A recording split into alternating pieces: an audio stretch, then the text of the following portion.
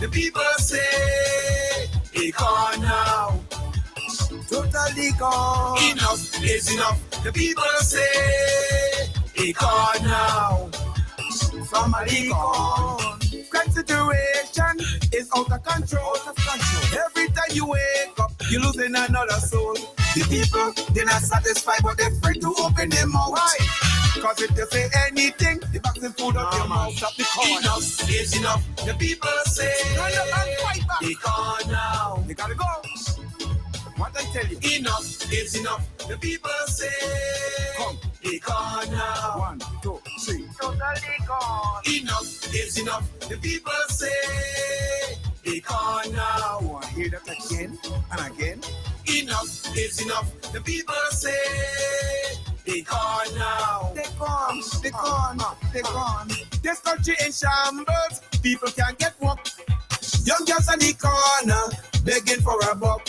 Why? If you don't believe, come out after 6. Nah, the things you will see on the street, you can't believe it.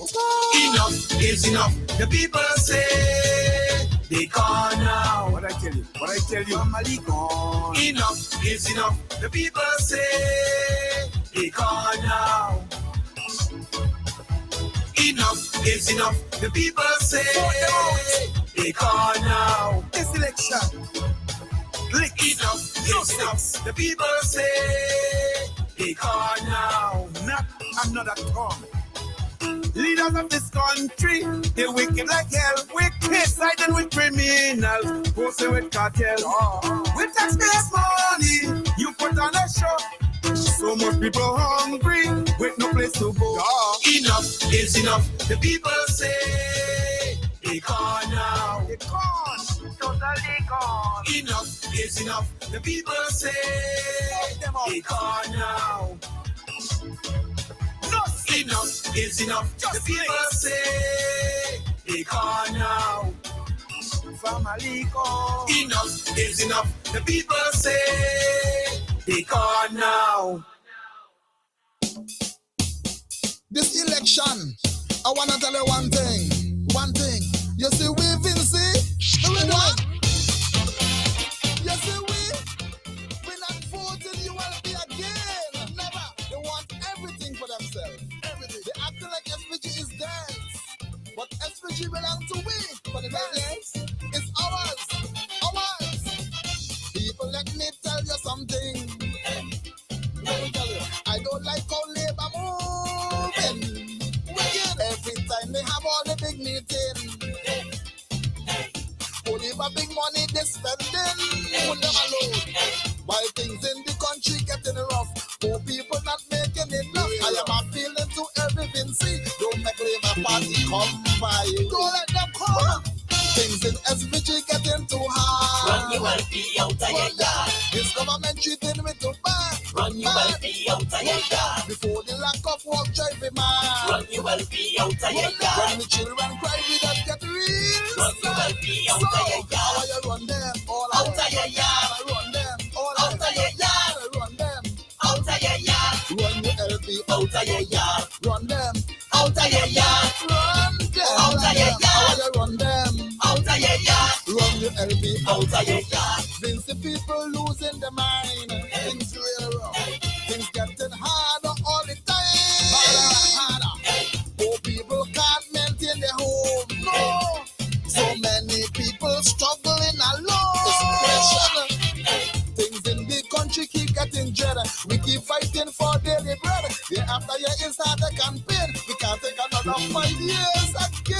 No. Things in SPG getting too hard. Run you will be out of your yard. This government treated me too bad. Run you will be out of your yard. Before the lack of work drive me mad. Run you will be out of your yard. When the children cry, we just get real sad. Run you will be out of your yard. I want to run them. Out of your yard. Run them. Out of your yard. I want to run them. Out of your yard. Run the LP. Out of your yard. Run them. Out of your I yard. want to run them. Out of your yard. Yes, run them. Out of your yard. Run your LP. Out of your yard. Yes, we can't take this no more. It's time for them to go. It's pressure. Run them. Run them. Real pressure. In a minute, what run them? Lee, what run them? Kingston, run them. Nespo, run them. Sinta, run them. Kennedy, run them.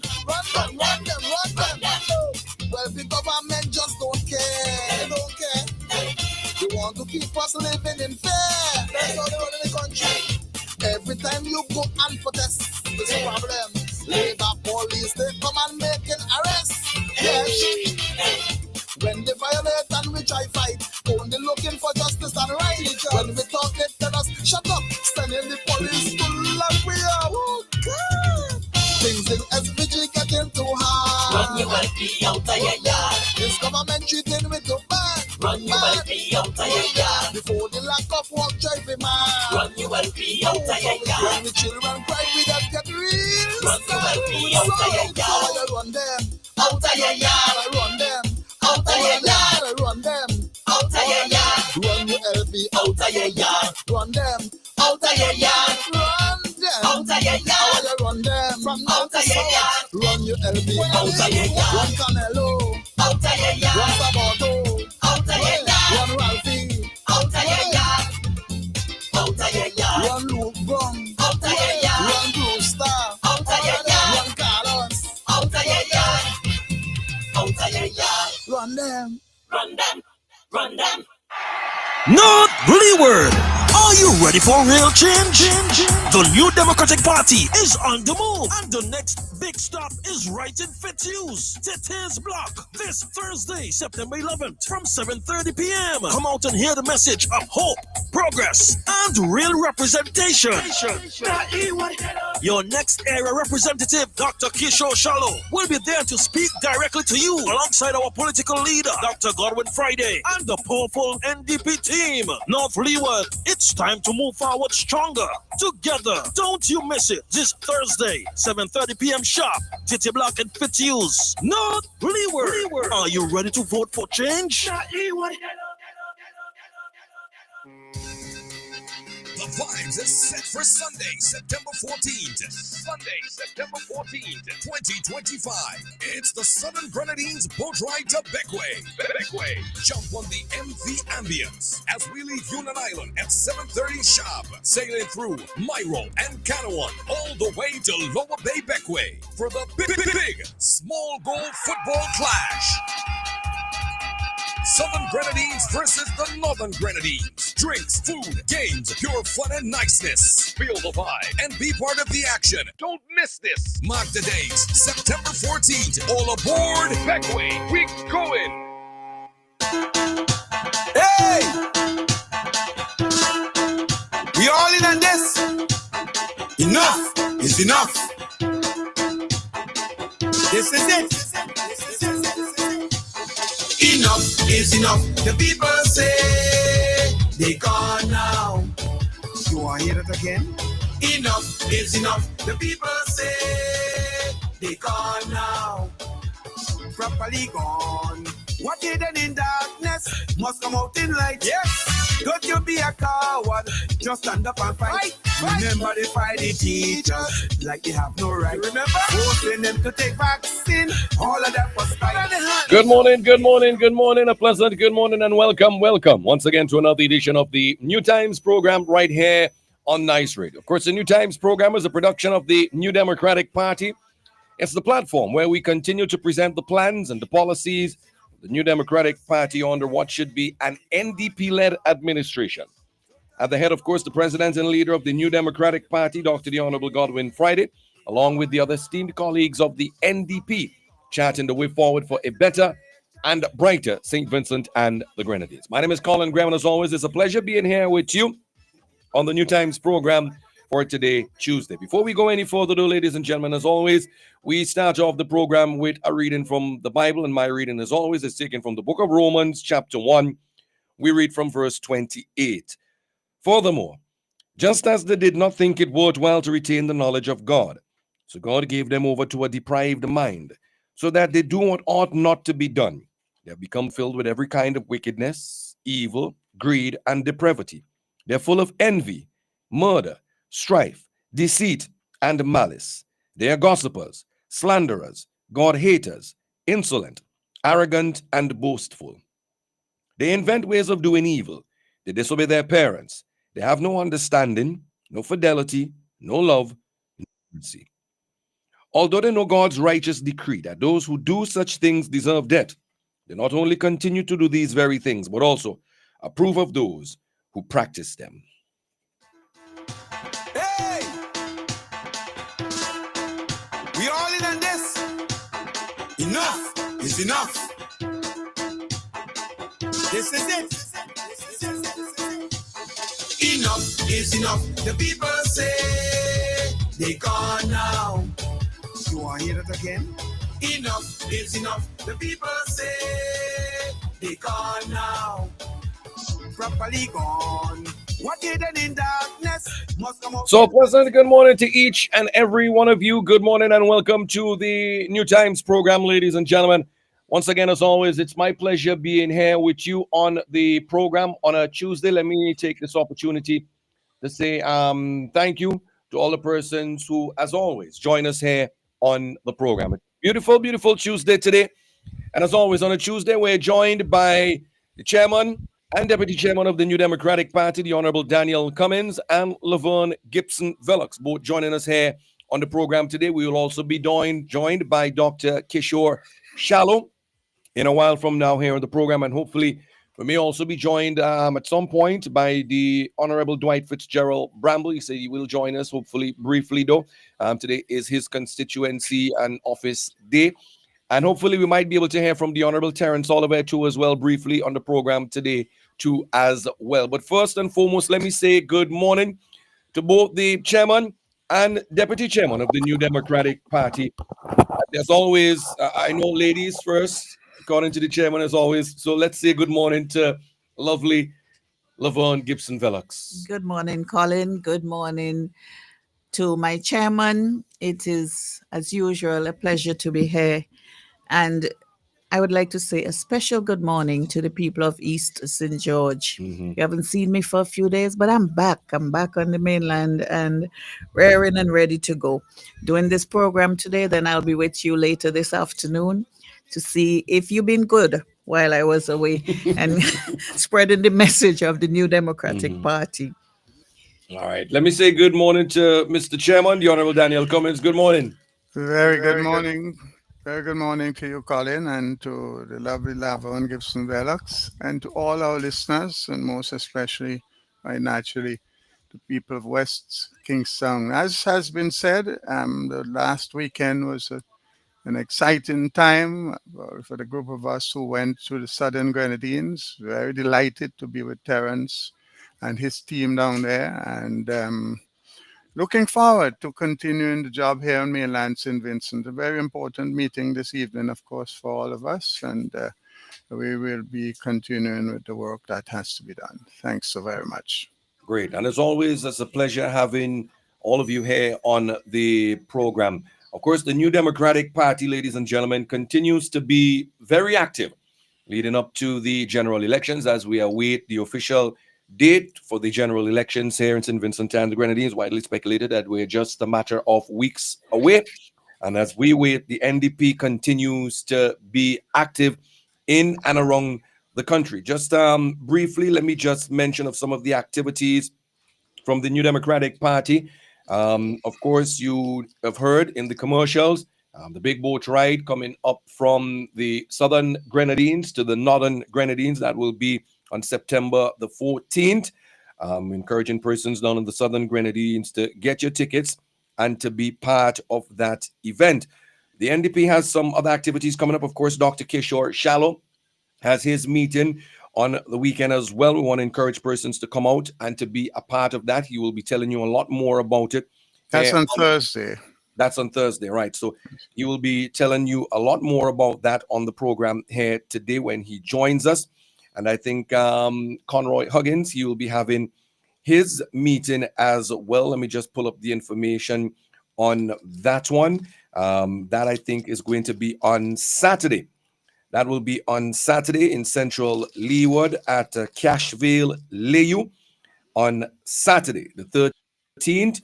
And we want to encourage persons to come out and be a part of that in Central Leeward. You'll be hearing more about that. We're encouraging you to as well to follow all these meetings and activities from the New Democratic There's also Party. one, Andrew John has a meeting Saturday night. On also. Saturday night as well. Yes. So quite a lot of activities from the New Democratic Party.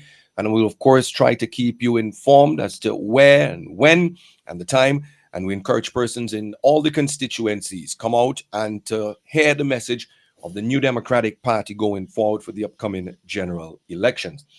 And as we start the program this morning and we speak about activities, the NDP was also quite busy over the weekend, led by President and leader Dr. the Honorable Godwin Friday, had a team of members of the New Democratic Party in the Southern Grenadines, rallying behind their very own, the Honorable Terence Oliver. I would let both of you, Mr. Chairman and Deputy Chair, to elaborate more on that here on the program this morning. So who's willing to Chairman go? is going So, first. Protocol. so Mr. Chairman, you take the lead this morning. Cannot argue when the lady speaks. Mhm. Uh, yes, Colin, post burial, I was part of a team that went down with Dr. Friday to visit the islands of Canawan, Union Island, and Myro. And of course, Dr. Friday has been back many times. Major was part of that first team, and many of us have been frequently going down to the Southern Grenadines. Um, this weekend gone was a very special visit because this time we took a day for each island. Sometimes I've often commented the fact that so many of our people on mainland St. Vincent do not appreciate the substantial beauty, just tremendous charm of the islands comprising the Southern Grenadines. And we often miss the severe logistical issues associated with being the representative of a group of islands separated by many uh, miles of water, and how difficult it is to navigate between the islands, and the requirement of spending time on each island. If you don't live there, then you have to find accommodation, food, transportation. You have to literally triple up. So I've always been have I always had a soft spot for the representative of the Southern Grenadines, recognizing the difficulty of being the shepherd, literally, for the people of that constituency. I have often lamented, I've often commented that in West Kingstown, I can walk literally all of my constituency in the space of a day because it's not as spread out, even as West St. George or East St. George. But for the Southern Grenadines, it's made worse. Dr. Friday, of course, has Beckwith and he has Mustique. But Terence has the Canawan, Union, and Myro. And of course, there are other, there's Palm Island, there's Petit St. Vincent, etc., etc. But the main inhabited islands for him are those three. And sometimes, sometimes at a period in the year when the seas are rough, it's no fun having to move from island to island. But people expect you to be there. They expect you to be there all the time. They expect you to visit every single person as you visit one of these islands. And I understand how difficult it is. But it came out very clearly in the visit yesterday that the people are fully appreciative of all of the work that Terence Oliver continues to do across those chain of islands. Mhm. And for us, it was never a matter of telling the Grenadines people what how they should vote, or the two opposites that they have presented to them, because they are fully aware of that. It was for us an exercise of reinforcing in the minds of the people of the Southern Grenadines that we know where you stand. We know where you've come from. We know of your support for the New Democratic Party and Terence Oliver. But the message we brought was the fact that we on mainland St. Vincent have seen the light that you in the Southern Grenadines have seen for some time. And mainland St. Vincent is now NDP territory. And we are anxious to be in a position in government to come to the aid of the people of the Southern Grenadines. And throughout, it became very clear that without the assistance of people who have an interest in the Southern Grenadines, particularly the investors in Canawan, without their support, the people of the Southern Grenadines would have been just where they were at the end of burial. we are wondering, and the people are wondering, where has the money gone? The money that was voted, for which we supported absolutely in the parliament. On two occasions, we voted to spend the money in bringing, not just repairing or replacing homes, but in getting businesses going. And the whole idea of income support and other financial support was linked to getting the businesses up and running.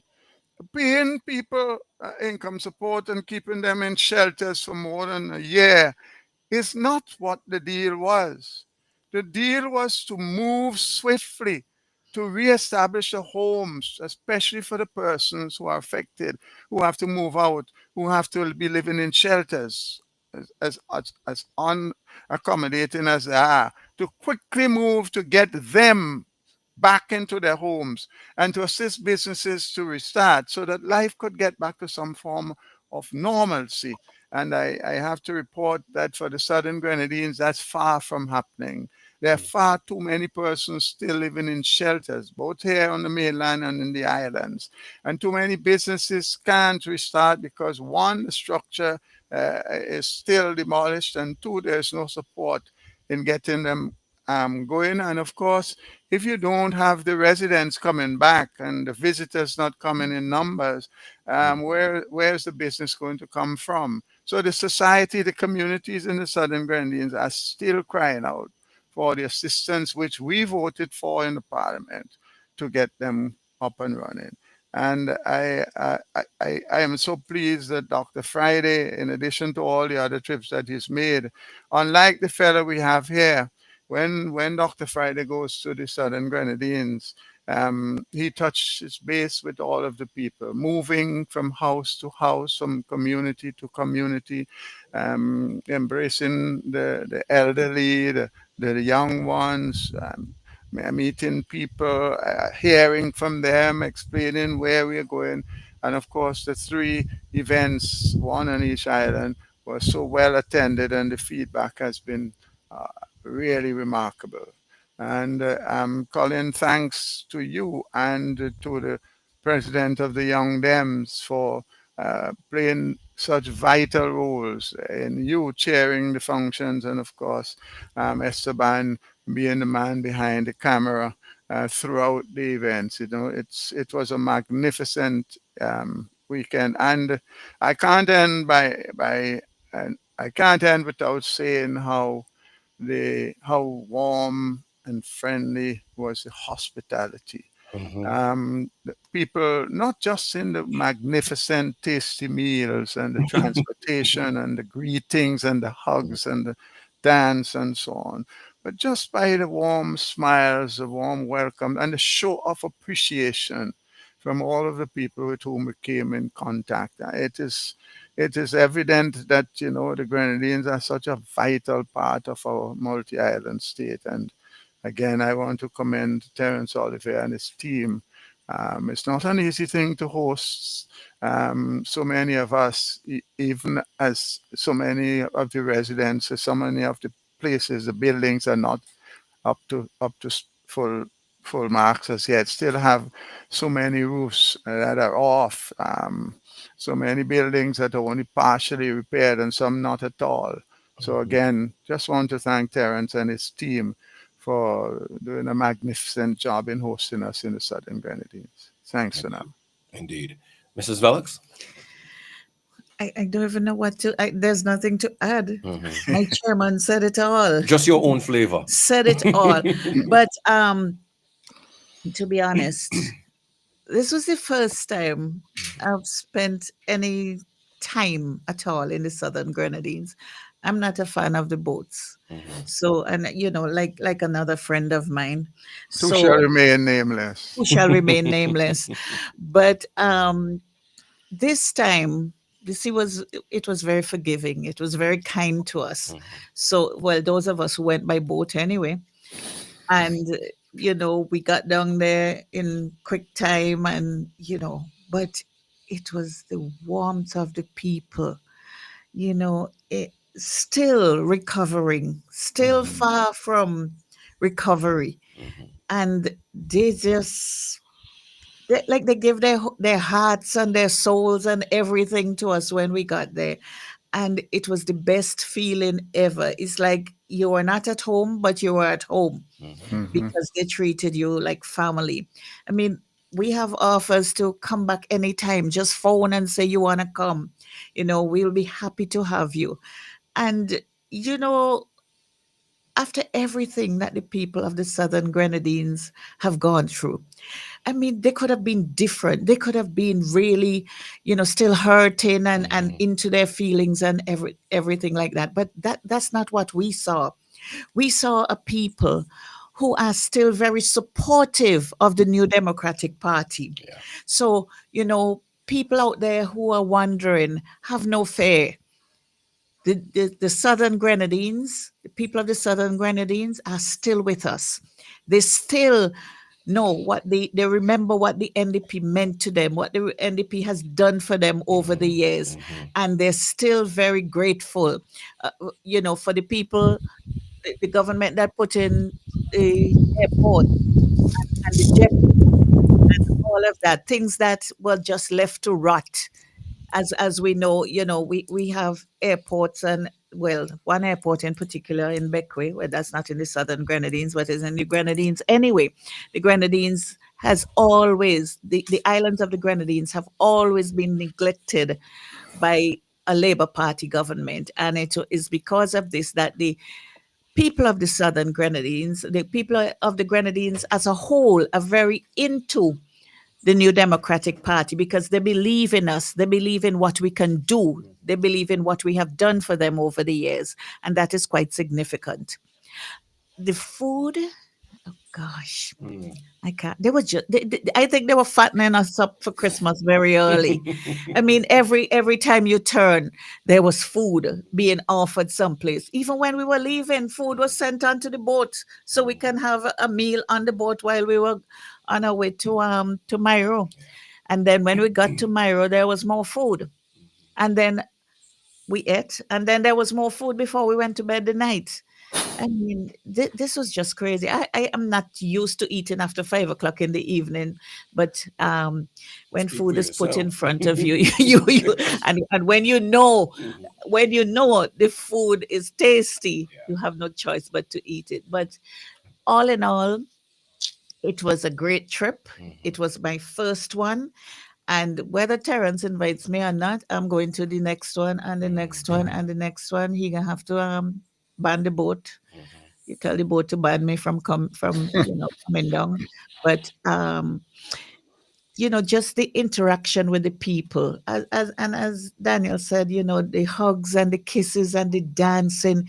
It was if they were waiting to exhale, Yeah. and us being there gave them that opportunity to just breathe and say, we are still being looked out for, and they know that we're going to win the next election. So they know that their recovery will be sped up and that they would get back to some form of normalcy in quick time. I can't say once, when we re- return to office, when we form the next government of St. Vincent and the Grenadines, they'll be fine. They know that now. We gave them that assurance. Everybody, Dr. Friday, Chairman Cummins, MP Bramble, everybody gave them that assurance. So they're looking forward to an NDP victory. So guys, let's work hard so that they can restart the real recovery period. Indeed. Well done. I'm just going to throw in my 2 cents quickly, not going to be too long with it. But the experience was definitely a wonderful one. The hospitality, the warmth, the welcome, the love that we received from the folks from the Southern Grenadines was absolutely amazing. You said, and Mr. Cummins also said, they were happy to see us, to express their joy in seeing us, but there was still that underlining sense that there was still some trauma remained after the passage And of disappointment. of Hurricane Yes. Beryl. In a few instances, there were times when you felt that they were glad for the opportunity for the NDP to really vent Vent. their frustration and Yes. disappointment in terms of what the response effort has been like. Mhm. The recovery efforts and what they have been on the receiving end for some time.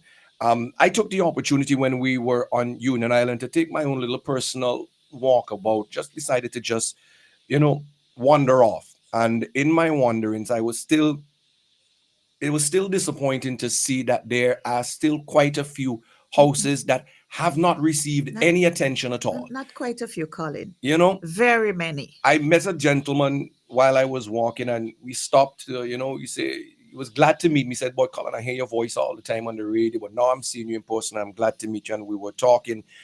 And so I said, "Look, where's your house?" He showed me up on the hillside. He said, "That's my house up there," with no attention. He told me what he went through the passage of Beryl. So I said, "So where you stay now?" Then he pointed his finger to another house on the other side. That's abandoned, but it has a downstairs. He said, "That's not my house. That's not my property.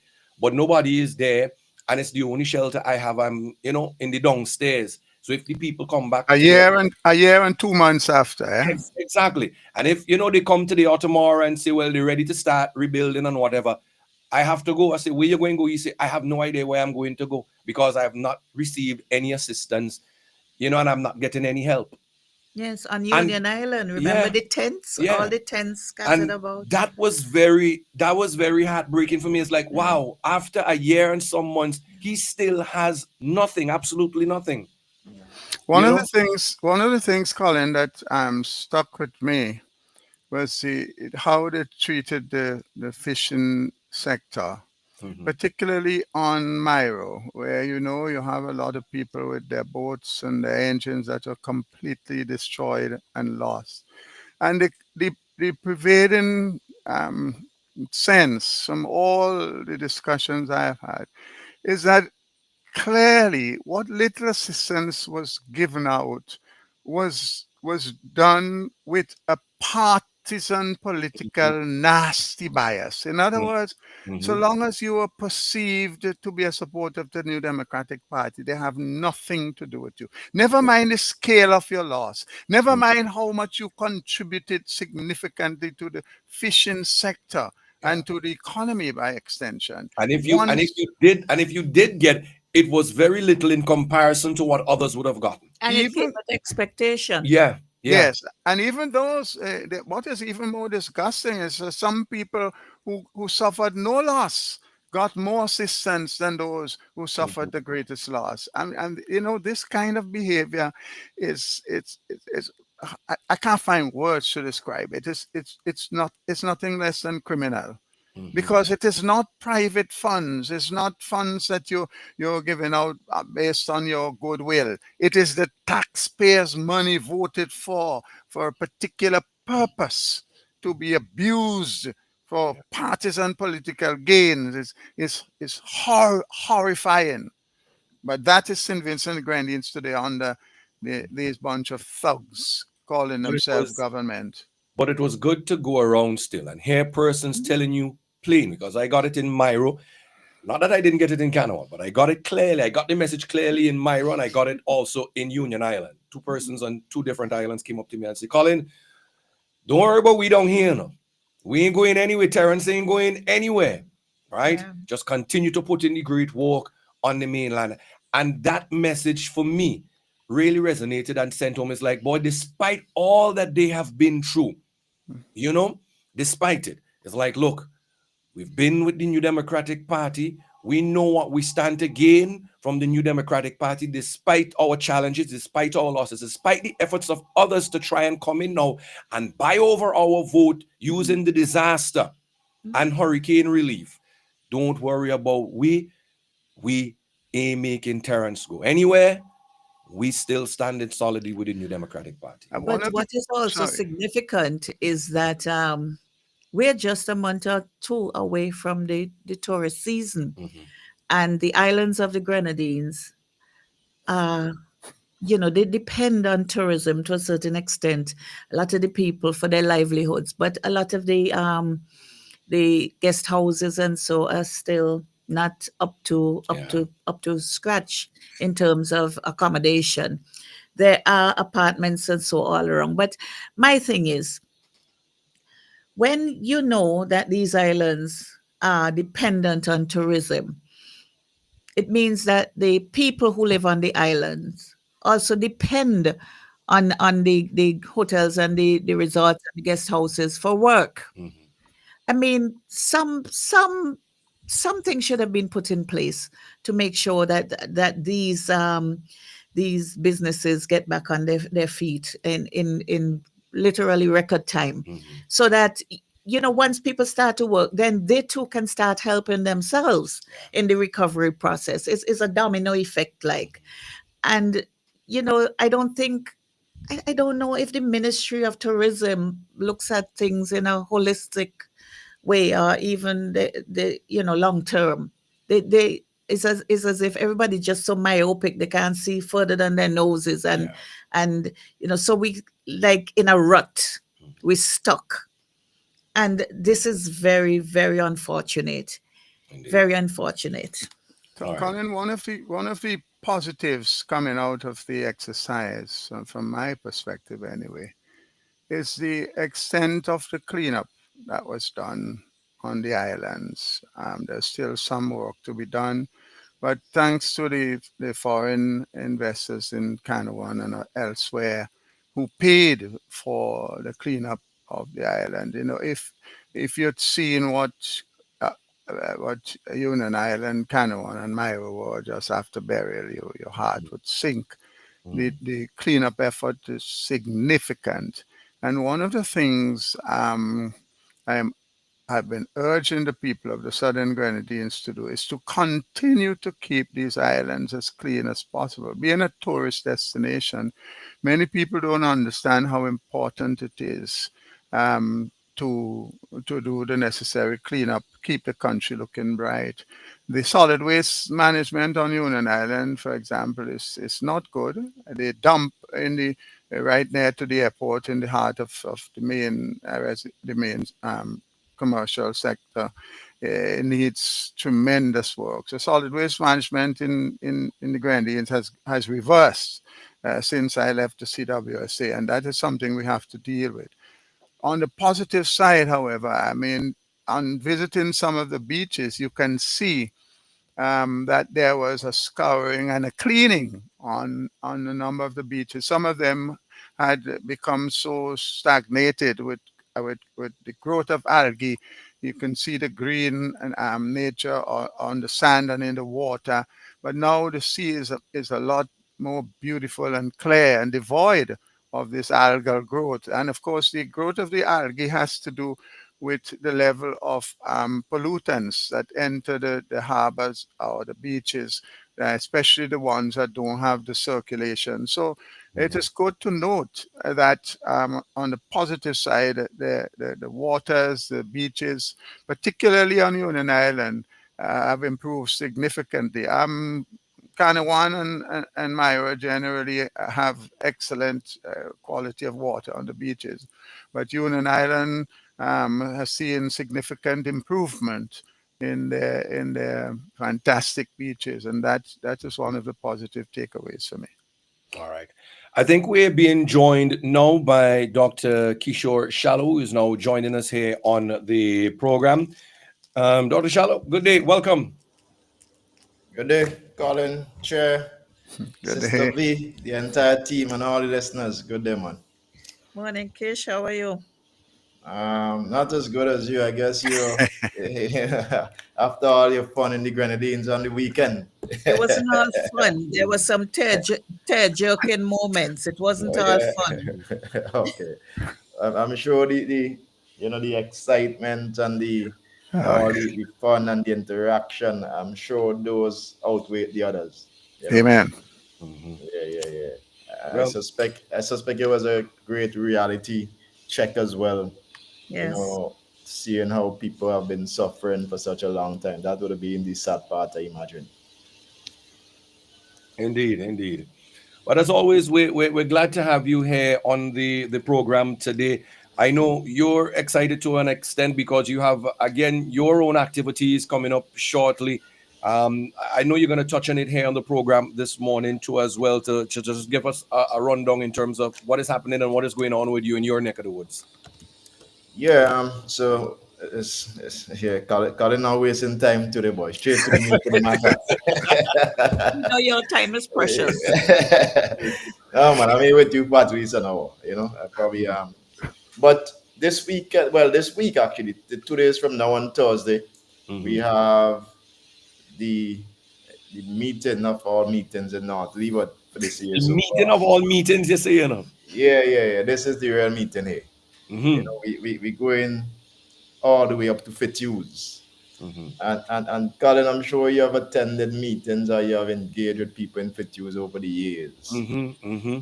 You know that it is, when I talk about a core Yeah. of the New Democratic Party, it has Yeah. always been so. Yeah. And we are going all the way up to Fitzhughes on Thursday evening. Event starts at 7:30. It will be right on Titty's block. Hmm. Everybody knows Titty shop. It will be on that block. And we expect hundreds, if not thousands, of people this Thursday. It is going to be a massive, massive event. We have, of course, our esteemed president and political leader, Dr. Friday. We have the chairman, Daniel Cummins. We have the vice president in Major Sinclair Leacock. You have Senator Senator John. Chevron John, and of course the candidate and the next representative for North Leeward. Come You know, on, man. your truly is going to be there. Also, we have community activists, and I'm sure you're familiar with him. Certainly, people in North Leeward, because he has been a principal and a teacher for decades. Adonis Charles, Mhm. he is going to be speaking as well, not only about the quarry project, because he was intimately involved in that and leading the protests against the quarry in Richmond, which they obviously went ahead with. But he is going to be on the platform speaking to that and other issues affecting the people of North Leeward. And we may have another young speaker there as well. So it's going to be a great event. Of course, former MP and someone I look up to in North Leeward, Patel Matthews, he's going to be the MC for the event. So we know what we are going to get. We know the people of North Leeward, they are going to come out in the numbers. We expect a few of our supporters coming from all over the country as well to show their solidarity for North Leeward. And so we look forward to that. 2 days from now, Thursday night, 7:30, Titty's Block in Fitzhughes. All right, great. Looking forward to it. I mean, your meetings have always been dynamic and powerful, but you're saying that this one is going to be the meeting of all meetings. So there needs to be an extra special attention and focus for persons who have been following what has been happening and what you've been doing in the constituency of North Leeward, I suppose. Yeah, we're gonna highlight those issues. We're gonna highlight the neglect and to explain to the people with great conviction how we are going to address all the issues that they have faced over the years. We are going to be telling them that they deserve to be treated better for full term of a government and not just the final weeks and months of office of any representative or any government. We're going to tell them about the tremendous opportunities that this competent team under Dr. Friday is going to, those opportunities that we are going to bring for the people of North Leeward.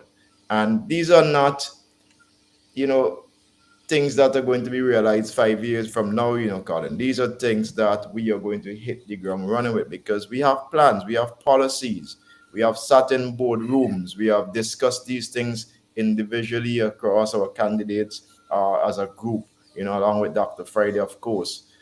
We have experience in someone like Patel Matthews who have been putting forward things to the party for many years and to parliament for many years, and we are not going to give up on those ideas because they're still very relevant. All right. So we have a plan for North Leeward. We have our priorities. We are obviously going to roll them out in phases because we can't do everything at the same time. But there are certain things that we could do almost instantly, Mhm. and we are going to address those issues. I see now the government is running around. I said it recently, like headless chickens. You know, one minute you see a man saying they're going to pave one road, and they say they're going to fix another road. Then there's a football tournament taking place now at Golden in up Fitzhugh's Colin. Mhm. And the tournament is going on. And you know what the area representative did? Got somebody because he went apparently at the opening ceremony, announced that the facility is going to be lighted, and then some one or two persons who were there in attendance, they vividly recall that this was said about 5-10 years ago. Right? And they shouted out, but this is a stock record. You all Mhm. promised this already, right? So embarrassment crept in, and impulsively within days they send a tractor to dig some holes, Wow. to give people the impression that they are going to install lights there. Now, Colin, if you see where they dug the holes, Ah, Chairman boy. Cummins, when you go down there and Ah, boy. when you go up to Fitzhugh's on Thursday, if you reach early enough, just swing by the playing field. Will do. They put the holes right by where you kick the corner, right by the edge of the football playing field. Right? So they are there so much so that they had a game recently, and one of the players almost dropped in one of the holes. Oh my It is God. craziness. Now I understand that the area representative is trying to tell them all to relocate the football tournament to Peterbilt. Now, shouldn't that have been considered before? Yeah, exactly. Right? So this is how this government is backward. And I tell you what, I have experience with installation of facilities, not of installation of lights at these sporting facilities, not me being involved, but in terms of being in discussion with the specs and the way these things are done, the process and so on. Any lights installed at that playing field between now and the end of the year, trust me, it is nothing that going to one last any meaningful time, or two, people it's gonna be a risk to people because you can't play. You know, there's certain minimum specifications, right, that people must use if they're going to play sports in the night. And these I know they cannot arrive in St. Vincent before a certain period of time, and there's no way they're going to find the specs or even the budget because they haven't been anything like this to Parliament for any supplementary budget or anything. So I don't know what they're doing, right? But again, it's not unlike this government. They have done it out north. Windward recently when we were out there, Chairman. I'm sure you remember when Senator John took us to where they broke ground 5 years ago for facility, and I understand just recently again here they broke ground again for the same playing field. So they They, break it they, ground, they over break and over. ground. They break ground like we break bread. Yeah. That is so it's just thing, but what we are going to do, we are going to highlight some of these things at the meeting on Thursday because yes, people are in tune, people are watching keenly, people are not foolish, right? And they are paying attention. But I'll tell you what, there's another matter that I'm going to tackle this Thursday evening as well because the Prime Minister, he went to North Leeward recently on two occasions. One I could have slighted, but you can't go to two events in North Leeward and try to mama guy people and call my name and I don't respond to you, right? So I am going to respond to him on Thursday night and letting the people know that this fella has no moral authority to speak on anything to do with North Leeward because he has neglected North Leeward for 25 years. And so, just out of desperation, people who he has neglected for years, people he has squared up to fight physically against, all of a sudden they're his friends. And he thinks that North Leeward people are going to buy into this. So, we're going to address him on Thursday evening as well, and along with all the other issues. But today, Colin, and I mean, as the conversation, you probably want to get him on to think, but at some point, I want you to allow me about 10 minutes where I could speak specifically about sports tourism and sports in the context of the new economy.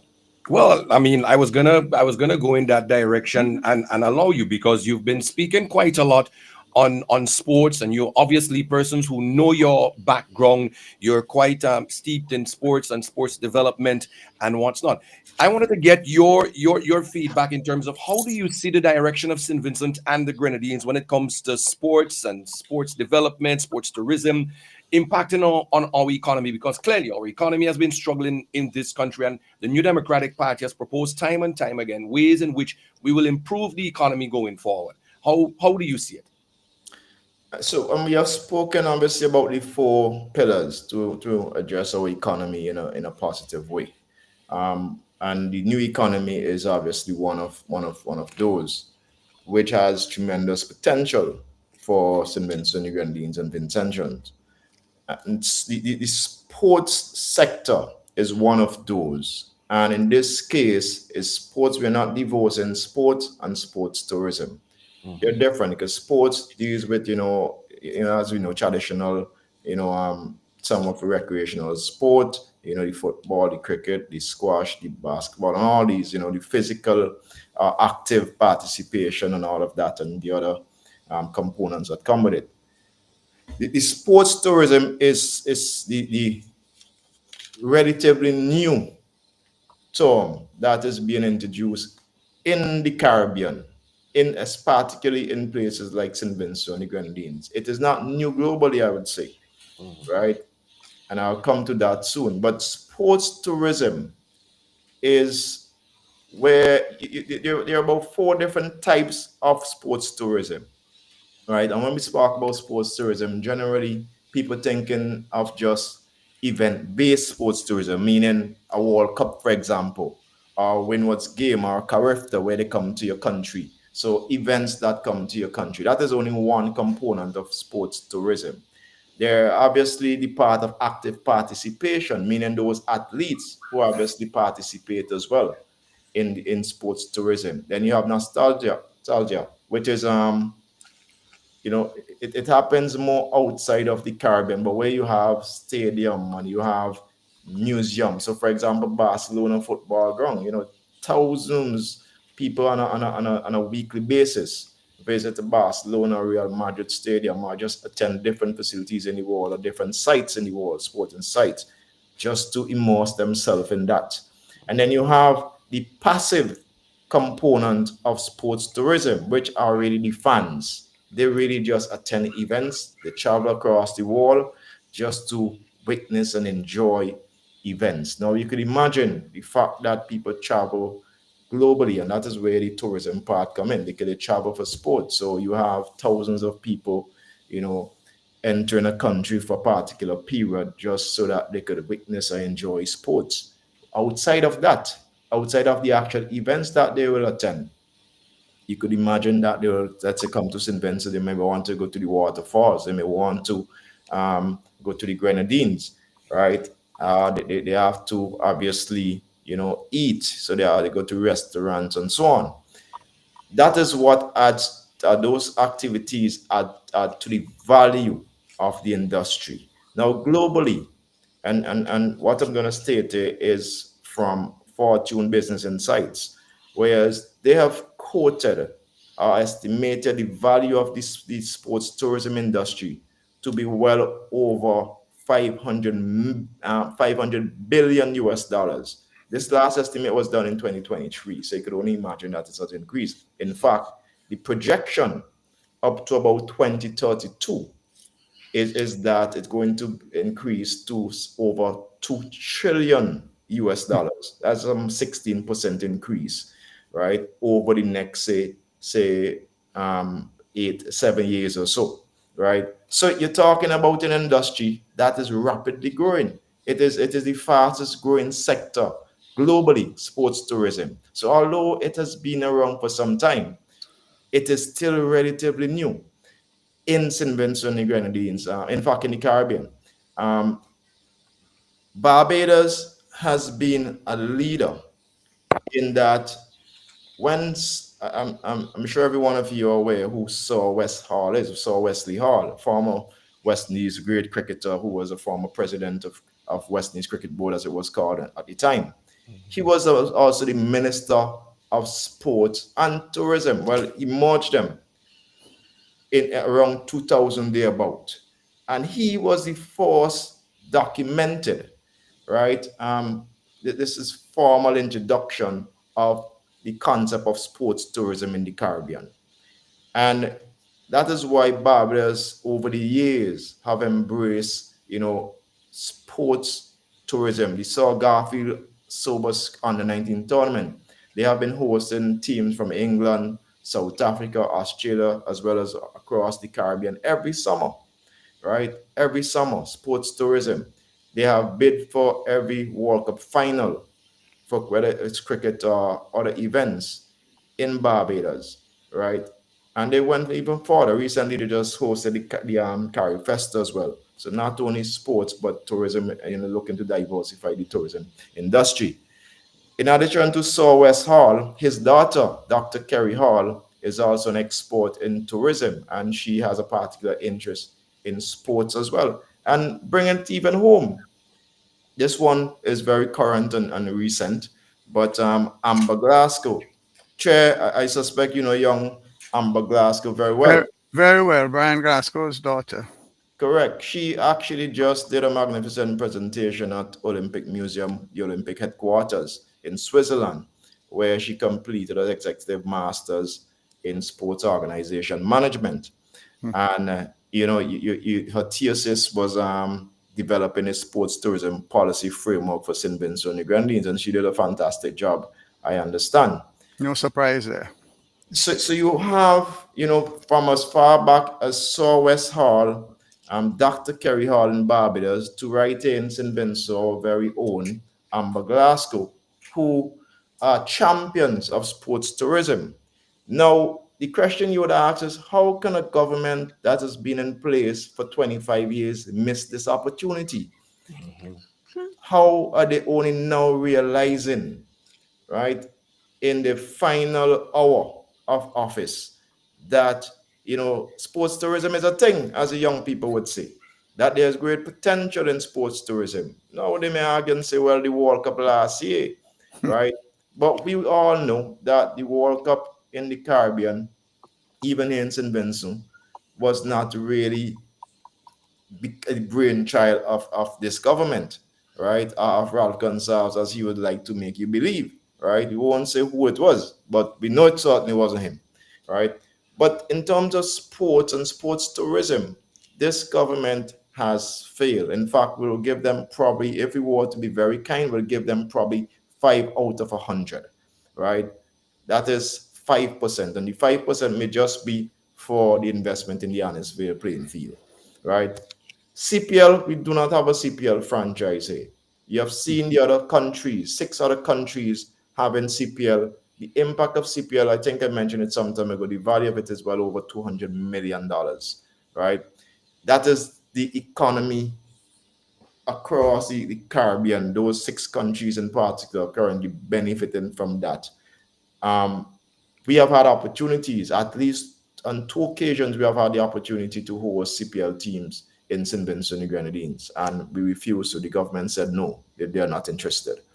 We do not develop sports properly in St. Vincent and the Grenadines. That is a fact, right? And the government would have to bring something to suggest, to debate that. And I know it will be baseless because they have not done so in any meaningful way. We don't have any real, infrastructure for sports development. Even the honest fair playing field is not really conducive to sports development. It's not there for sports development. Ask yourself, or just go and make an observation, how many teams practice at honest fair playing field, right? What activities or events take place at honest fair playing field apart from international cricket or regional cricket? Right. So, and the other facilities across, like I say, we outside of honest field playing field, which only got lighted last year for the World Cup. The other 2 that are lighted, South Rivers playing field, which is in North Central Windward, and I can't remember if it's Chile or one of the others out that side. but there's absolutely none on the leeward side. But Victoria Park is lighted, but I think that's more culture than sports, because we hardly play football, international football cannot play there.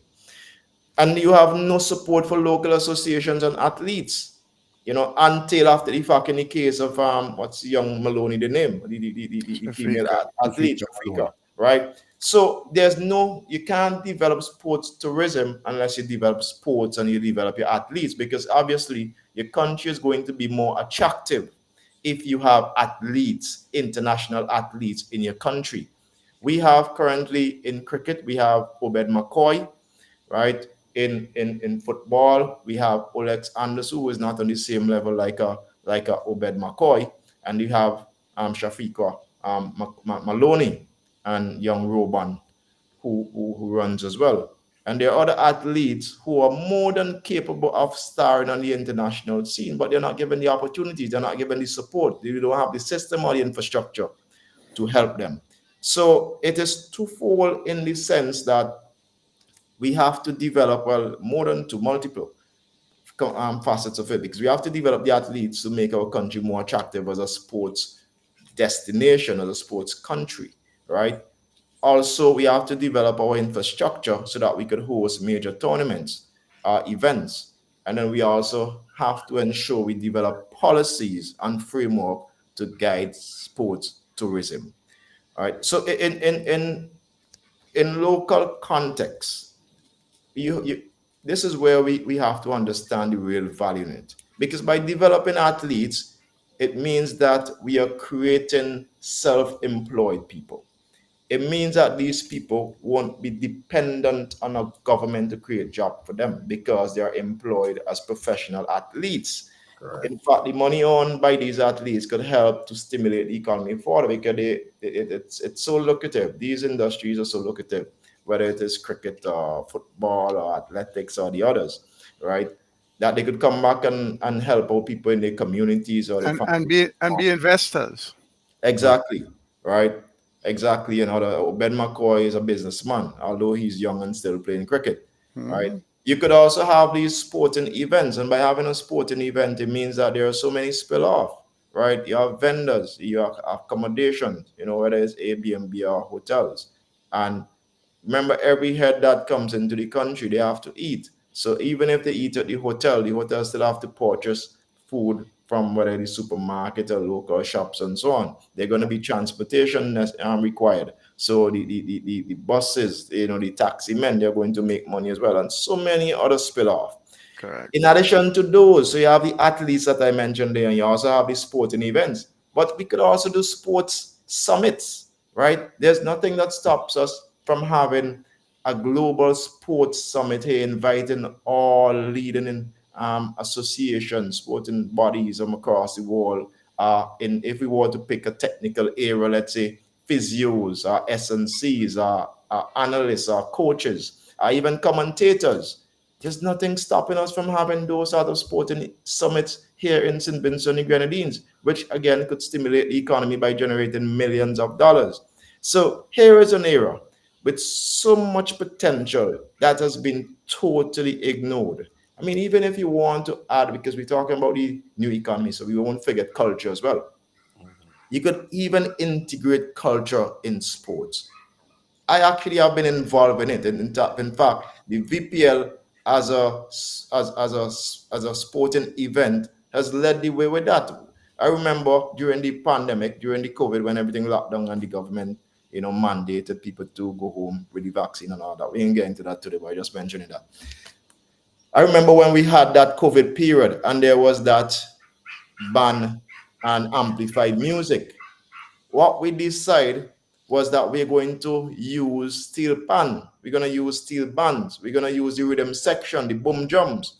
And that is how we integrated local talent into the sporting event. And it was a magnificent success, right?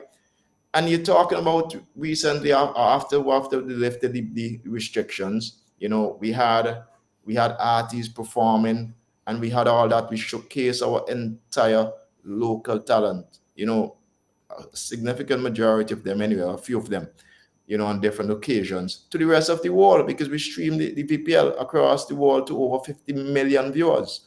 So it is not just, localizing everything. And you have to, one, diversify and understand the whole sports tourism business to diversify. And the challenge we have over the last 25 years is a government that does not understand the concept of sports tourism or even sports in a whole. But this last hour, as I said earlier, trying to catch up for 25 years and trying to mama guy and fool people into thinking that now all of a sudden they understand sports tourism, and they're going to develop it. I said to them and still said to people of St. Vincent and the Grenadines, it is not going to happen under the Unity Labour Party. They are clueless when it comes to sports tourism. The New Democratic Party, on the other hand, we understand this concept to a T. We have people on our team, candidates and other experts involved who are more than capable of implementing this in a substantial way that would benefit Vincentians.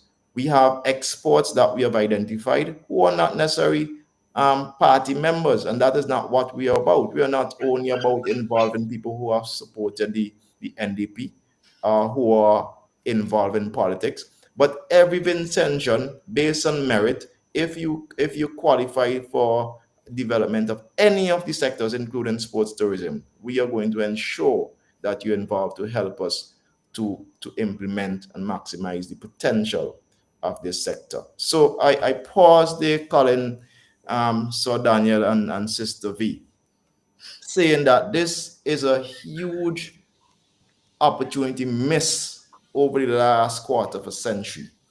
And it is time that this is actually taken seriously. And the New Democratic Party, more than any other party here in St. Vincent and Grenadines and probably throughout the entire region, we are ready to implement this as a model for the rest of the region to follow. I'll pause there for now.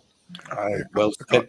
Colin? Mr. Chairman, yeah, if there's anything you want to jump in before we take the commercial break. Yes, thank you very much. Doc, thank you so much for a really fascinating presentation. One of the things I find that is almost abandoned in sport in St. Vincent and the Grenadines, in this, it's particularly in the Southern Grenadines, we have people like a Donald Foyle, who has made a name for himself. Basketball, the Grenadines used to be so well known for it. You hardly find any facilities anywhere where people can get to play basketball.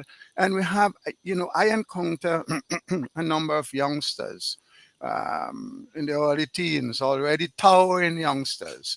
And this, everyone knows that is one of the fundamental characteristics of a good basketball player. What is there to encourage people to play these games? I mean, I'm totally lost, totally lost. And one of these spill-offs from having sporting events is when you have budding entrepreneurs, be it in the creative arts or even in the agro-processing sector. What a unique opportunity for people to showcase their products. I mean, people like Erica, who no longer is in any substantive business, but her products were shot to fame by promoting at events, various events here and around the region. Clearly, nobody seems to be interested in moving St. Vincent forward. And nobody in the government of the country seems to be that interested. Chairman, you asked about facilities. The there's one in Choppins, brand new, literally brand new, because nobody uses it. It's been there for a few years, but hardly anybody uses it. But it is marked out for basketball. I see the hoops there and everything, but I don't see Locked up, anybody playing. locked It's up all the time. mostly locked up, Yeah. mostly locked up. Then there's Kaliakwa, but you know what happened there recently when the win was the schools tournament where the kids went there to play, and they left with a lot of tar and their sneakers, their expensive sneakers. So we have to take basketball seriously, because that is one of the sports where scholarships are always available, because there's so many colleges in the United States, and basketball is a very people fight for bragging rights and everything like that. So it's one of those sports that is is widely played, and how people can get once you twin the academics with the sports, they can get scholarships to go to these schools once we make the right connections. Yep. Well, thank you, Doc, for an amazing presentation. It speaks to your knowledge, understanding, and commitment to the area of sports and sports tourism. Thank you. All right, indeed. I think it's a good time for us to take the commercial break. And when we come back, we'd come back with more, including your questions here on the New Times program. Stay with us. We'd be right back. The Vibes is set for Sunday, September 14th. Sunday, September 14th, 2025. It's the Southern Grenadines boat ride to Beckway. Jump on the MV Ambience as we leave Union Island at 7:30 sharp, sailing through Myro and Canawan all the way to Lower Bay Beckway for the big small goal football clash. Southern Grenadines versus the Northern Grenadines. Drinks, food, games, pure fun and niceness. Feel the vibe and be part of the action. Don't miss this. Mark the dates. September 14th. All aboard Beckway. We going. North Leeward, are you ready for real change? The New Democratic Party is on the move, and the next big stop is right in Fitzhughes, Titter's Block, this Thursday, September 11th, from 7:30 p.m. Come out and hear the message of hope, progress, and real representation. Your next area representative, Dr. Kishore Shallow, will be there to speak directly to you, alongside our political leader, Dr. Godwin Friday, and the powerful Ndp team. North Leeward, it's time to move forward stronger. Together, don't you miss it. This Thursday, 7:30 p.m. sharp, Titty Block and Fitzhughes. North Leeward. Are you ready to vote for change? General Hardware still has the best prices on steel, lumber, and plywood. So go on, compare prices. And if by chance you find a better price, no stress. Just talk to the General, and they will beat that price plus give you special priority delivery. Yes, General Hardware offers free island-wide delivery on most purchases, so you never have to worry about getting your goods on site on time. Plus, shopping at General Hardware is a pleasant experience with friendly, knowledgeable staff always ready to serve. What more could you wish for, huh? So come to General Hardware for proper service, lowest prices, free delivery, and see why nobody beats the General. Nobody. Bonady Supermarket in Kingstown, serving the nation with quality service and excellent prices. At Bonady Supermarket number 2, located at Upper Middle Street, we are proud to serve you. We are second to none. Call us at 457-1616. We at Bonady Supermarket number 2 will always be here for you. Bonady Supermarket, serving the nation with quality service and excellent prices.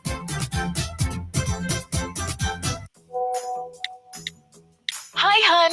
Can you pick up the kids today? I know you're headed to the gym and you have some errands to run, but I just got called into a meeting. Thanks, babe. Oh, you may need to stop for gas, too. Stop for gas?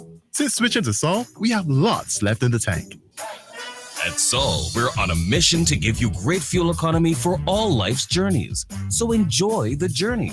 Choose Sol Go Further fuels. Flow customers, you've been with us. You've stayed connected. And now, loyalty pays back. At Flow, we're rewarding our customers with a free Samsung Galaxy smartphone. That's like 5 months off your mobile bill back in your pocket. Back to you. Simply add mobile to your current home internet plan and claim your free Samsung Galaxy smartphone today. At Flow, loyalty pays back. That's how we keep your rhythm flowing. There are many cleaning companies, but there is only one company that cleans, and that is VinceClean. So you don't have to wait for a season. Cleanliness is enough of a reason. Just finish building your dream home and wish to move in? Then VinceClean is for you. Do you have oil mark where that car is parked? New tiles just laid and want to remove tile grout, cement, or paint? VinceClean is for you. Shampooing of chair sets, mattress, carpet, house cleaning, VinceClean is for you. So whatever cleaning you need and for the best prices and quality on the market, telephone 431-1360, 457-1649. VinceClean, VinceClean, VinceClean, the best in service. Hannah, guess who nearly burned down the kitchen trying to make gourmet ramen? You again? I had no garlic, no butter, no vibes, so I ran to my seat quick. Just for ramen? I came out with dinner, dessert, and even items to clean up. Plus, points on my loyalty card.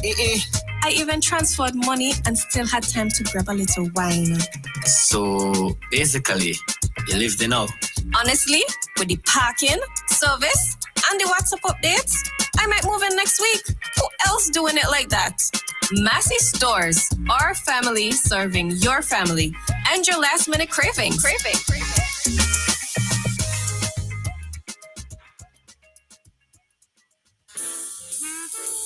Lewis Pharmacy. We specialize in friendly service with a personal, professional touch.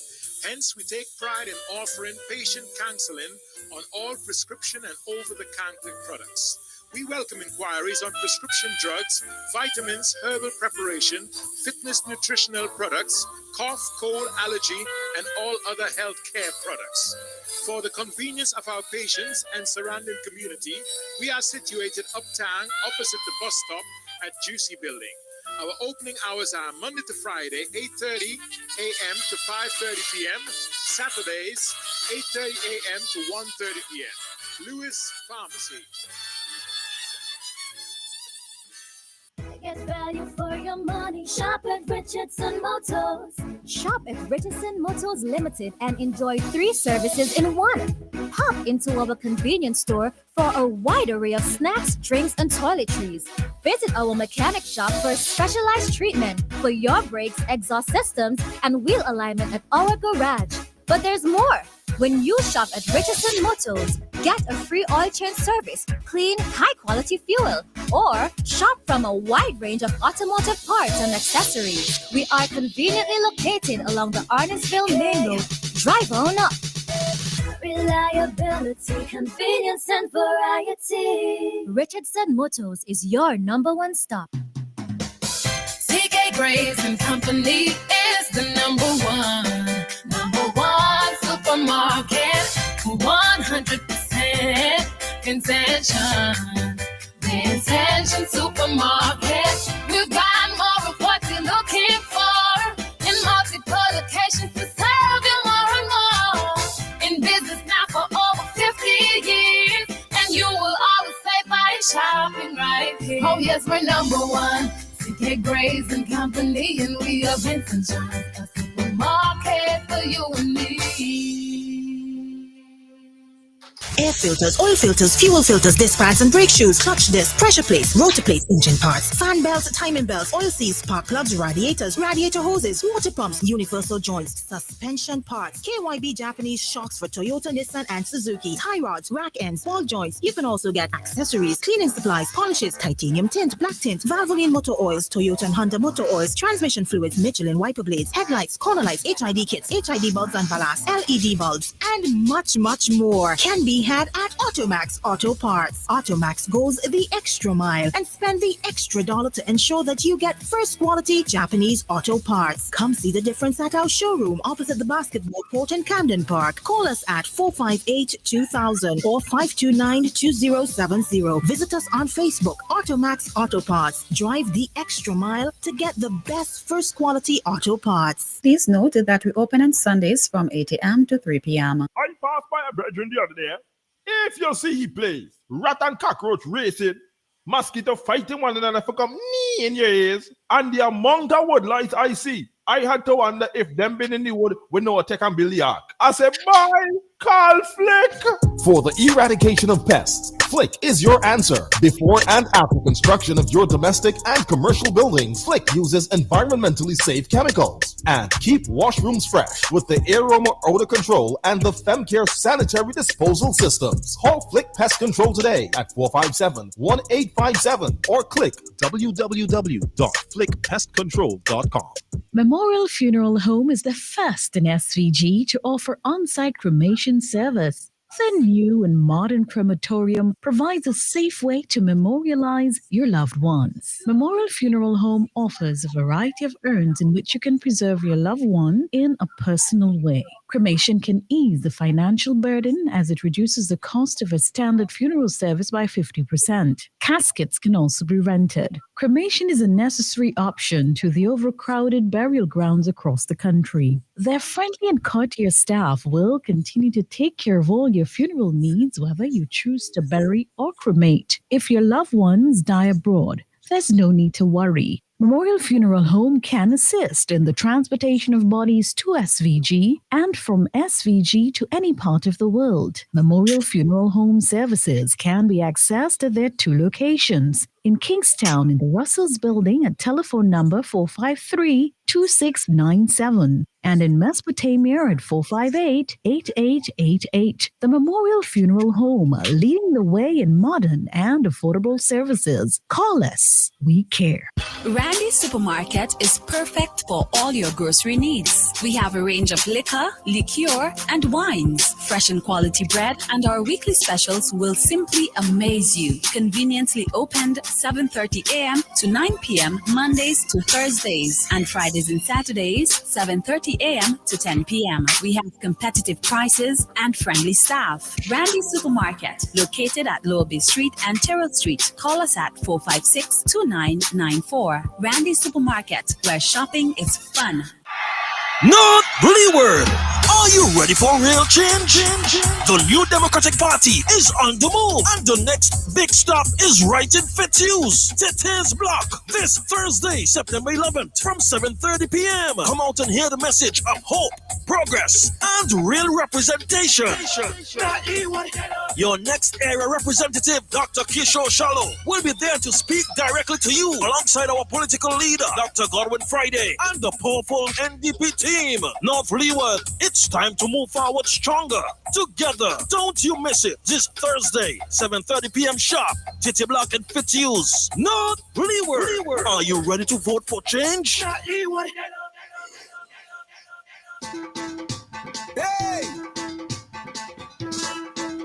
We all in on this. Enough is enough. This is it. Enough is enough. The people say they gone now. You want to hear that again? Enough is enough. The people say. 15 minutes after the 12 o'clock hour, we welcome you back to the New Times program, ladies and gentlemen. And for those of you just tuning in, for those of you who have been following the program, of course, with us, we have the chairman of the New Democratic Party, the Honorable Daniel Cummins, Deputy Chair, Laverne Gibson-Vellox, and joining us, we also have Dr. Kishore Shallow. We're standing momentarily as well by the New Democratic Party's elected representative for the Southern Grenadines, none other than... Oh, and all the calls are coming in now. Just give us a second, folks, ladies. We will take your calls shortly. We're just going to try and see if we can touch base with the New Democratic Party's elected representative for the Southern Grenadines, the Honorable Terence Oliver, who should be joining us briefly here on the program as well. So we're going to be standing by for that. And like I said, we're here today. And with us, we have the chairman, deputy chair, and Dr. Shallow. I think we have Terence on the line with us now. So let us say good day. Terence, you there with us? Yes, Colin, I'm here with you, and just like to say, is it morning still? Or good evening to so like you ain't catch yourself yet, boy. I'm Marcella. Good day. Good day, welcome. Glad Good to have day, you. good day, brother. Well, Terrence, we're glad to have you on the program here with us today. Coming off, of course, what has been a successful Grenadines tour, a tour of the Southern Grenadines, along with some public meetings. So I'm gonna get straight to it, Terrence. How are you feeling, man? Well, I'm overjoyed. I would just like to say thank you to the people of the Southern Grenadines and of course the team who made it from mainland St. Vincent over the weekend. Dr. Our President, Dr. Godwin Friday, Chairman, Mr. Daniel Cummins, Deputy Chair, Lovon Velox. We had also East Kingston Representative Fitzgerald Bramber, Esteban, and of course the man who did a wonderful job in chairing all the meetings, Mr. Colin Graham. It was really a good event. The party groups in each island, they work tirelessly to make sure that everything was in order for the meetings to be successful. Even up to yesterday, I went to a funeral, and while there, the majority of people coming up to me and said, Mr. Olivier, oh my Lord, we had a wonderful time in Ashton on Sunday night. The meeting was good.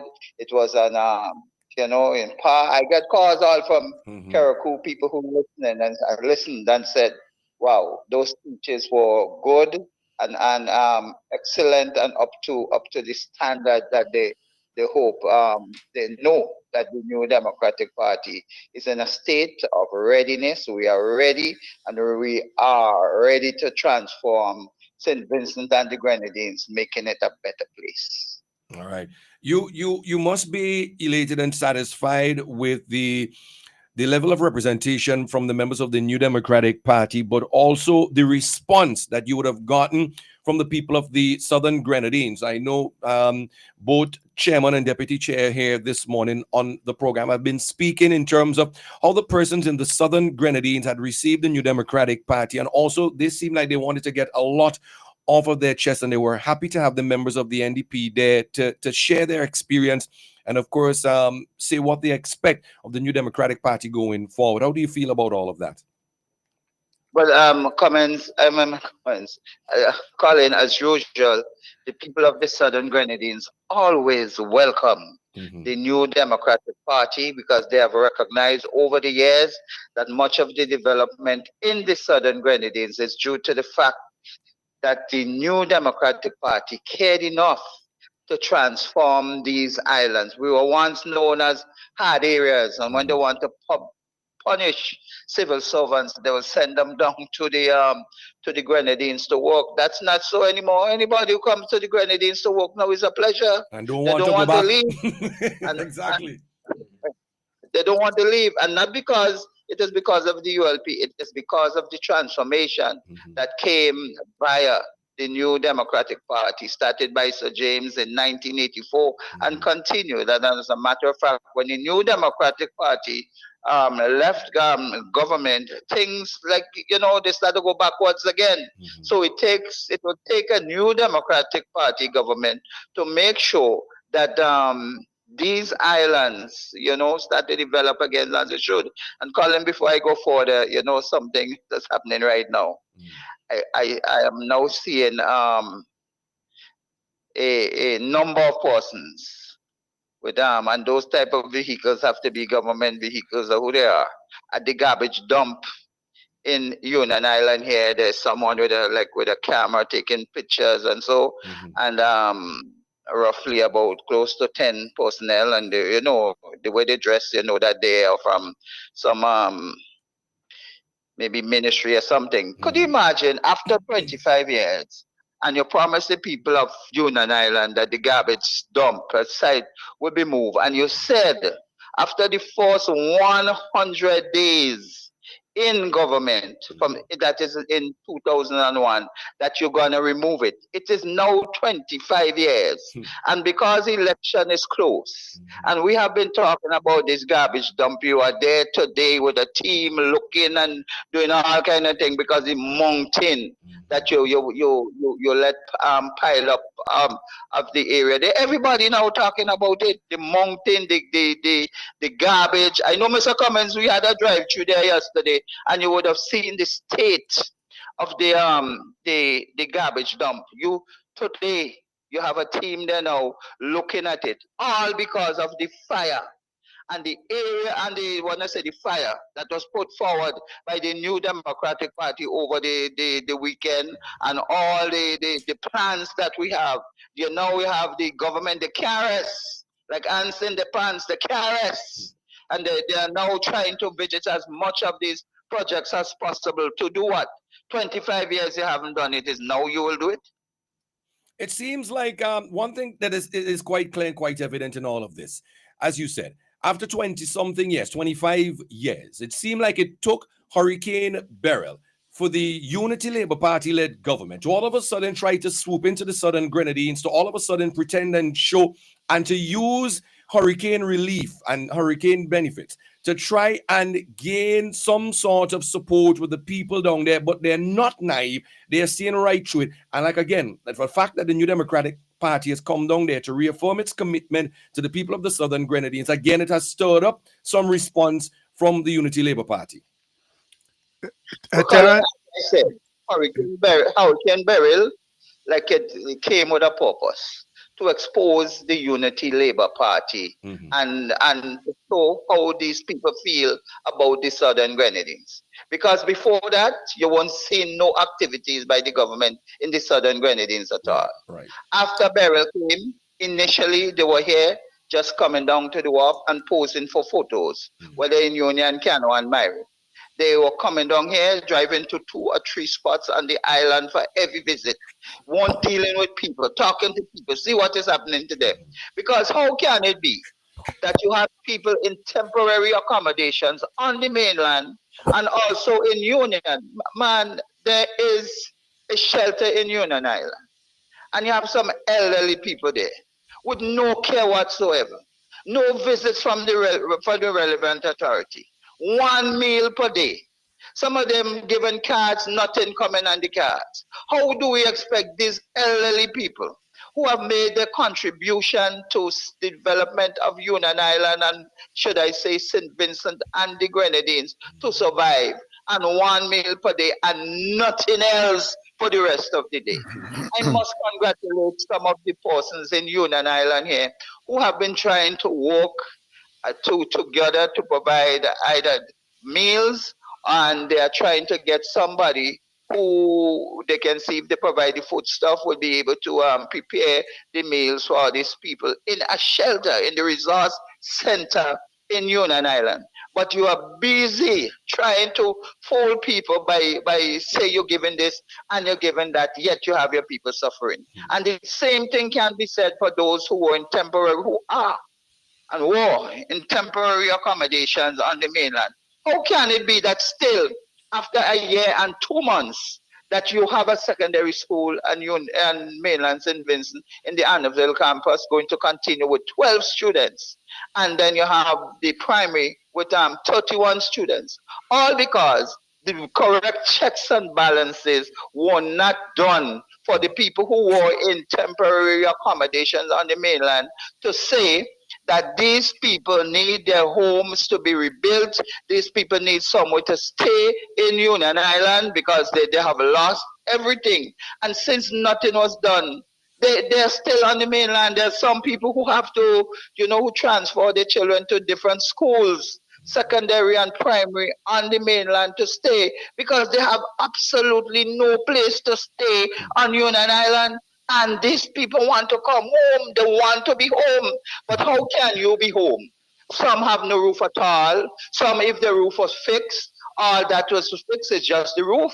They have no doors. They have no windows. Some people are even complaining that when it rains, the house leaking. They have to get other people to come and fix it. So you have many problems of people within the Southern Grenadines. And then just now calling, then this government had millions of dollars, which they say to provide meals and all of that, whereas the people in the temporary accommodations on the mainland and in private homes, months now they stop getting anything.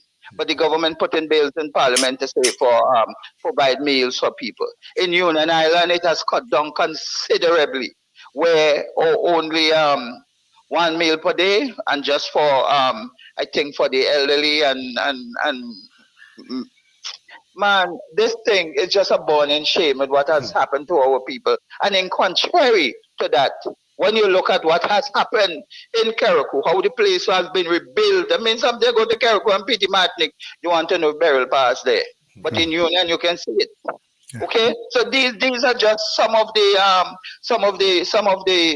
things still affecting people, but yet I'm warning the people of the Southern Grenadines. They haven't done anything for you for 25 years. Now come close to election, they'll be running to offer you this and offer you that in order to get your votes. But they don't care about you, because if they had cared about you, you would have been in much better condition after Hurricane Beryl, because nothing is happening. People are suffering. I mean, we went to Mairo, we went to Canawan, came to Union Island, and you can hear the cries of the people. And I mean, when people get hurt, they use certain languages. When they are hurt, that is to tell you how to express themselves. Because definitely, we know the hurt is real, and it is happening in these islands.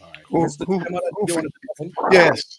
Who feels it knows it, Terence. But just let me comment on the solid waste issue. You know, a number of people don't understand what is happening in the era of the New Democratic Party. It is under Mr. James's administration that the CWSA took charge of solid waste.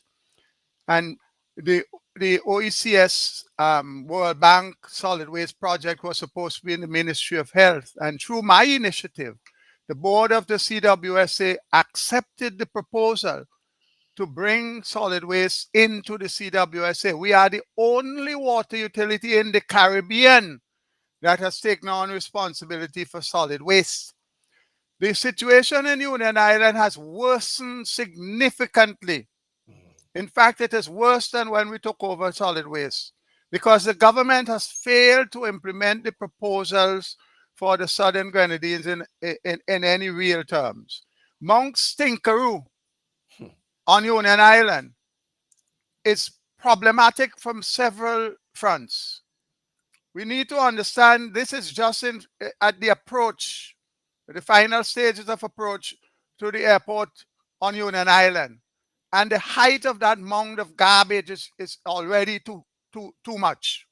But what is worse, it is growing at an astronomical rate because solid waste is not managed in Union Island. There is no separation of metals, wood, or plastics as is done anywhere where landfills are managed. If you take the one in the Diamond area, for example, wood is recycled, metals are recycled, plastics are recycled. Composting takes place there so that farmers can buy compost and even wood chips. But in Union Island, everything is added to the landfill, to the dump, and some form of packing and compiling is being done. The proposal has always been, especially on islands like these that are so delicate, to separate out the waste, all the metal, all the plastics, all the wood. So only things that you really need to bury, what you can't compose, that you put in the landfill, which allow you time. The metal, you group, you squeeze them into lumps, and you make money from them. Similarly with the plastics, you collect them, and there are people who are willing and ready to recycle them. The wood particles, you go into composting, you go into wood chip. So the NDP administration, when we return to governance, will manage solid waste throughout these islands because we understand and appreciate the significance of keeping the place clean and healthy. And we'll go back to the basic requirements of managing solid waste instead of operating a dump so close to the airport. Just wanted to comment on that. And Mr. Cummins, yes, similarly in Mairo, there's a need for proper solid waste management.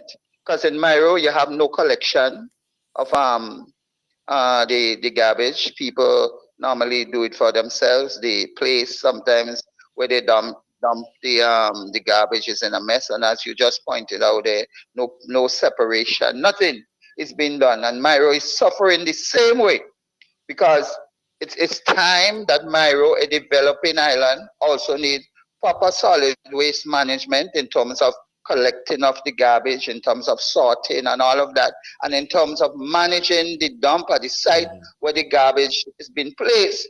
That is Because correct. over the years, you have had people going into Myro, even visitors, tourists, and so, and taking out pictures of the dump and publishing it all over the place. Sometimes even in the village, it's like and where the local community, it's Kobatang. sad to say sometimes. Yeah. All right. And, The amount of in addition to this, Terence, what often happens is people, when it gets out of hand, they simply burn the garbage with all the plastics and all of that. Very unhealthy. There is no management of waste in the Southern Grenadines, and the CWSA has to take full responsibility for this.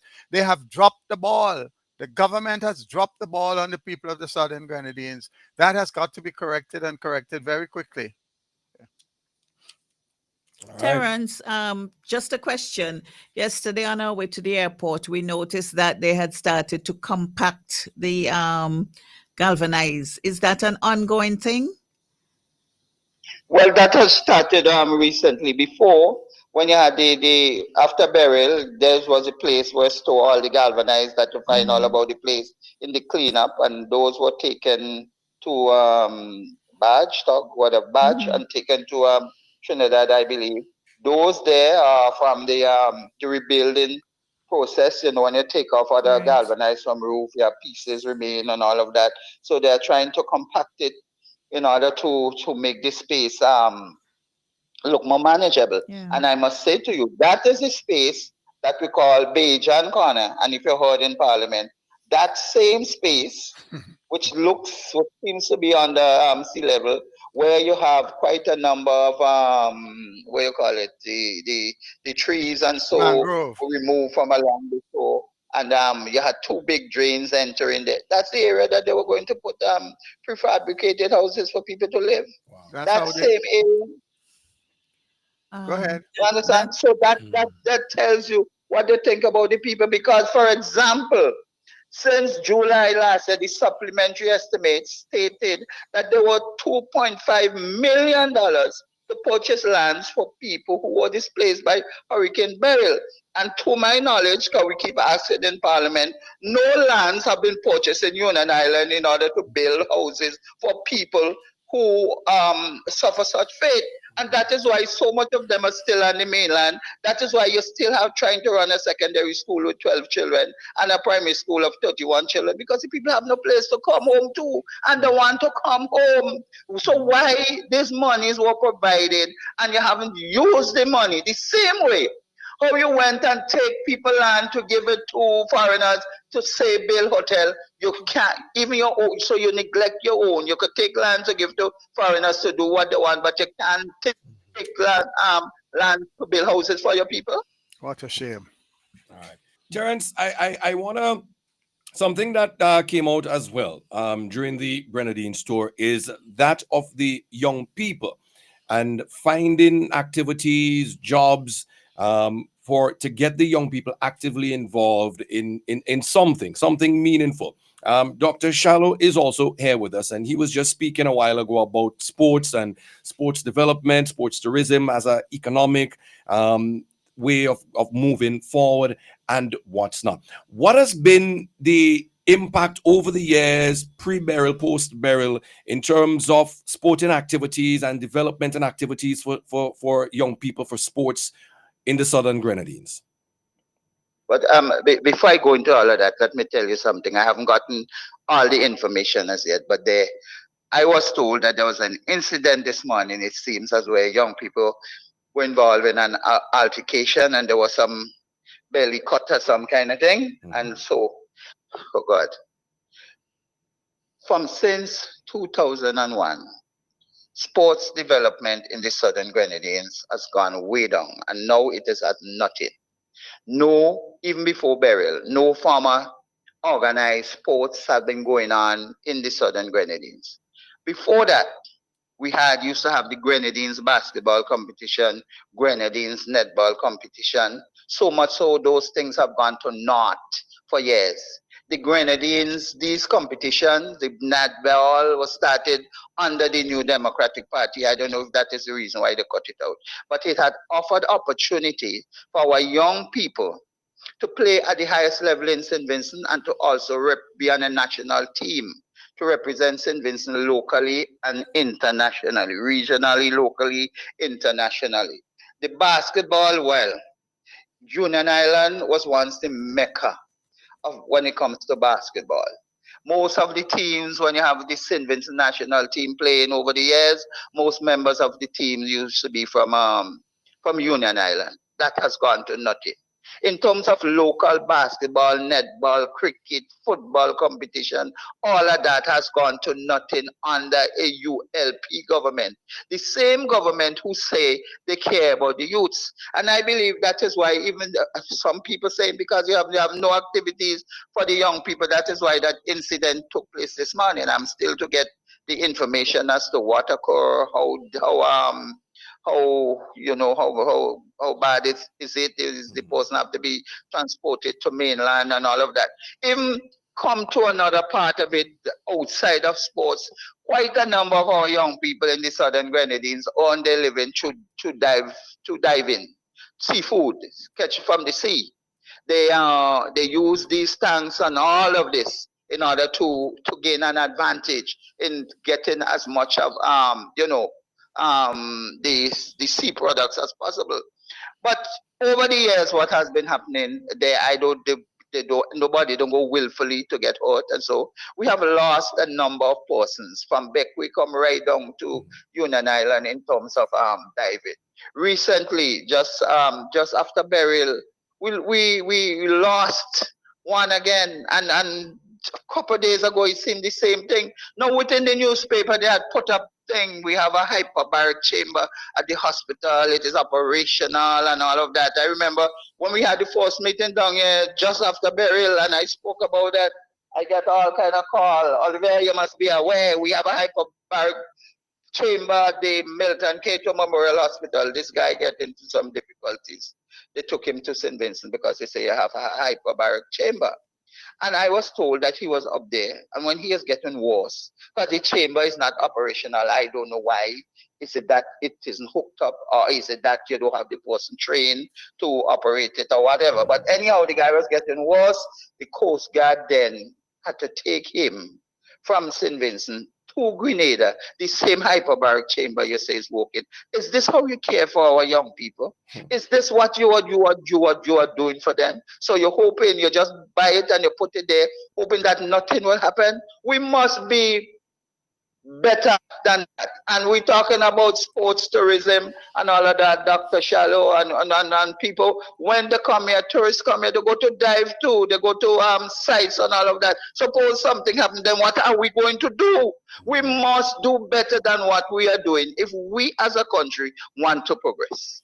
All right, let me bring in Dr. Shallow here because I am sure he can come in and weigh in here on this as he's been touching on sports tourism. How do you see what you've been talking about here in the program this morning, Dr. Shallow, as it relates to developing sports and sports tourism in terms of the benefits to help build back what we've seen in terms of the number of devastation in the Southern Grenadines? How can that make a contribution to the build back? I mean, again, it's very simple. I mean, it's only this government does make everything seem so difficult. For me, it's very straightforward in most cases. But just and Chairman Cummins mentioned in his first contribution after I presented a Donald Foyle, right? A Donald Foyle is, very comfortable, and I say that mildly, right? Individual based on his basketball exploits in the NBA. He would have contributed to sports in Canwan and other areas in the Grenadines over the years, would have helped people on scholarships and other opportunities. A lot of these individuals would have, contributed back to the people of the Grenadines after Hurricane Beryl. They would have made other contributions there throughout the years. But generally, and you see, I don't even want to tie it to just the Grenadines because by implementing the sports policy, by developing a robust sports policy and an action plan, you get to address all these matters in a proactive way. The challenge is that we haven't done any of this over the last 25 years. We have neglected it. So now we have to ask ourselves how we can. But it is not too late. And we are saying that the New Democratic Party, we are going to do this. Now, Colin, let me tell you, sports, just zoom into sports on its own, all right? We discussed sports tourism already, but let us talk about sports. Sports has the potential for economic diversification and job creation.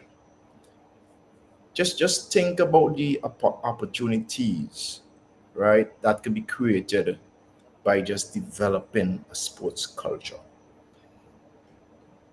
We have an issue with unemployment in our country, high unemployment, especially with our young people. Sports could address that issue by creating opportunities for employment for people, whether it is in media, whether it is in logistics, whether it is in managing events, whether it is facility management, whether it is in the same sports tourism, because by hosting these major events, people have to be employed. People have to be employed to manage gates. People have to be employed for the logistics of the game, mobilizing people and so on. People, vendors are engaged. I spoke earlier about drivers, transportation. You talk about catering, all this. So it creates tremendous opportunities for employment. That is one. We have also an issue with crime. We have an issue with crime. And there's no one can discount the value, right, or the impact, the social impact of sports, particularly when it comes to crime. I remember this coach, he always say, all over the years, he says that you could imagine guys going and playing football for 2-3 hours an evening time. By the time they finish playing football, they're so tired they have time to talk about crime or even think about crime, more than to go eat and sleep. Right? And he jokes about that all the time. But seriously, by being engaged positively in sports, it consumes you in a way that your mind is clear of all these different potential attractions, really, right? Negative components of life. Less alcohol, less drugs consumption, and so on. And then it consumes your time, so you're not as idle. So you talk about a great social impact as well by having our people and the discipline that comes with sports. We can't discount that, right? Because by playing sports daily, just to be on time alone, just to be fit, it requires a level of discipline that would help. Which is why, yes, you have one or two situations, but you hardly find sportsmen and women involved in criminal activities. So that is another thing. So you're talking about first economic diversification and job creation, which means they're going to address the economy, they're going to stimulate the economy. Then you talk about the social impact, helping to reduce crime and so on. And then you go to Sir Daniel area of expertise, one of them, health, because he's our shadow minister of health over the years. But a sporting nation means a healthier nation. So just think about if you have people healthier, then you're talking about you almost by default, your health bill reduce, your health expenditure reduce, because less people have to go and demand on your health resources, your limited resources you have, your pharmaceuticals and so on. You don't have to buy as much, right? That is another issue there. And then we talk about sports tourism. Back to sports tourism. The great thing about the sports tourism that I didn't mention earlier is a lot of the income from hosting a major event comes from outside. It is foreign investment in your country, right? So just imagine that this is all money, coming into your country and being stimulated locally. Now, why won't you want to embrace that? It could only be incompetence, or you simply do not want to empower your people, right? And it may be an right? It may be for those two reasons why the ULP hasn't embraced sports tourism. Because again, go on. If I may, I don't want it to just permit me here for a second.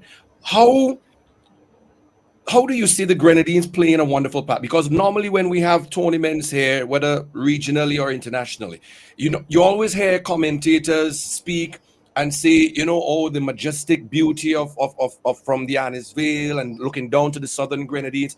How important would it be to have our sporting facilities in the Grenadines, our air and seaports developed in such a way that even the Grenadines can take part in hosting some of these, whether it be locally, regionally, or even international tournaments as a part of sports tourism, the benefits that could be arrived from all of that? Yeah, it is a shame with the status of sports in the Grenadines, and this is even before Beryl. All right, Dr. Friday would have mentioned that he himself used to be involved in cricket at Beckwith, right? I used to look forward to going to Beckwith to play cricket. Currently, you don't have the sporting facilities in the Grenadines to host any events. But I could tell you, certainly if I'm a visitor coming to St. Vincent, I would relish the opportunity to be based in the Grenadines to play sport, because I know at the end of every day I am on the beach sailing or something, whether it is. So I could see tremendous value in improving the infrastructure there, so that when we host events as St. Vincent and the Grenadines, right, that some of the events could actually be in the Grenadines, and that would bring a whole new attraction. It would help us to sell our destination even more, right? Meaning sell St. Vincent more as a sporting destination to host events, because here you are across islands and so on. And obviously, it now moves from just stimulating the economy on the mainland to the entire Grenadines. What we have done, and the reason I could speak off the top of my head with this thing so easily, Colin, is that years ago when we started the VPL, it was the concept was grounded in promoting St. Vincent and the Grenadines. And that is why we name even the teams, the franchises after different tourist sites. So you have the Grenadine Divers. That is one of the names of what's one of the team's name, right? The Grenadine Divers. And what we every and year, it's such a beauty to see the Grenadines divers competing in the VPL in the Grenadines. In the Grenadines. But obviously we don't have the facility. In fact, what we do as a substitute though, is that when we host VPL, because quite a few of players coming from across the Caribbean and in the USA, we had a guy from South Africa last time as well. We normally have at least one day off during the VPL where we have a tour, cruise to the Grenadines. And I could tell you that every time these guys go, they absolutely enjoy it. I can remember, in fact, I remember one of the players, I don't know if I think it was last Carnival when we had that song, Everybody Want to Go to England, but he wants to go to Beckwith. And the man left St. Vincent singing that song as his anthem, I think it was the first time he went to Beckwith, and that is the one of the beauties of sports tourism, just bringing people into your country, showing them the entire island. And in our case, we have the Grenadines, which is the Germany. It is the envy of the world, and we don't use it enough. But again, as I mentioned from the outset, you have to remember that you have to develop not only athletes, but infrastructure. And by us being able to develop those facilities in the Grenadines, then we'll be able to take whatever sporting events there, so that Terrence and his people there could enjoy. And I'm sure Terrence would support this in cabinet when we take it to cabinet as a priority to develop infrastructure there, so that we could host major events in the Grenadines as well, as opposed to just the mainland. All right. Terrence, obviously you've been listening. The discussion has to be one that is exciting for you. Yeah, I just want to say before you ask a question to go further, we're talking about sports tourism. Years ago, you used to have a school from England coming to Union Island. They used to go to Carriacou. Union Island got involved in playing cricket.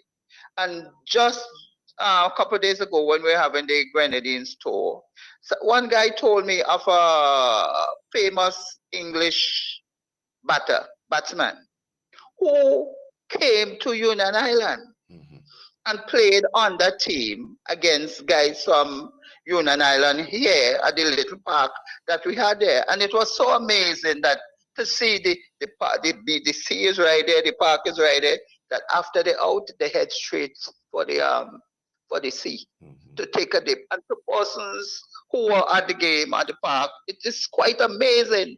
But I can't remember the name he said of the a batsman from England who came and they used to come almost, regularly, perhaps not year after year, but they used to be here regularly.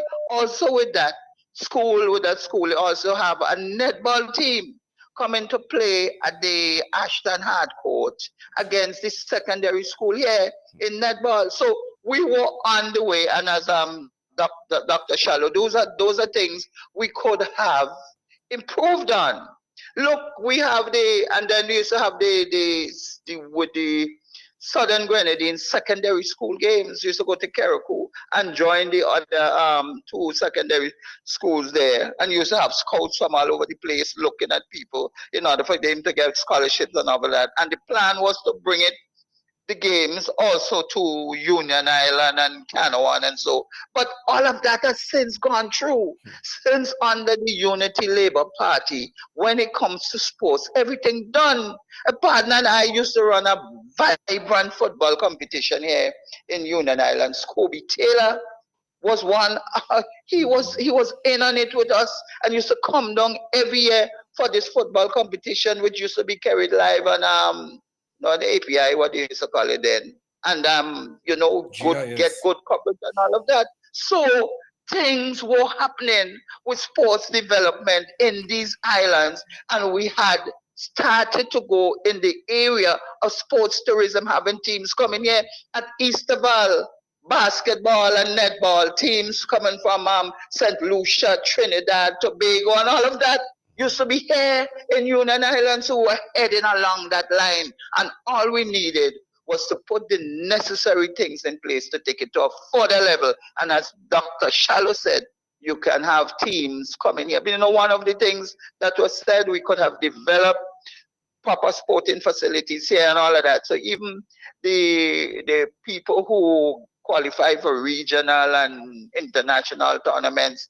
and they wanted somewhere to train and their country cold and everything, they could have come right here and occupied our spots once this was developed properly for a price that is affordable and to make sure that they enhance their skills. And that would have also rubbed off on our sportsmen and women. There were young people here who have gone to Jamaica. I know of a young athlete here, and we were pushing for him to try for them to send him to the Olympics. He's from Union Island. At that time, the last Olympics, he had the record for Union Island, for St. Vincent and the Grenadines in the 100 meters.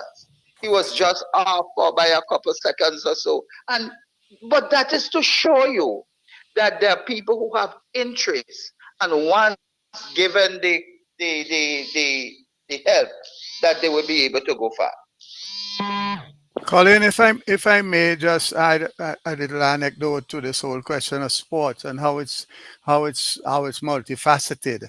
I mean, as a youngster, I lived in Kingston Park, and I remember coming to the Sharps playing field to sell sweet potato pudding baked by my mother.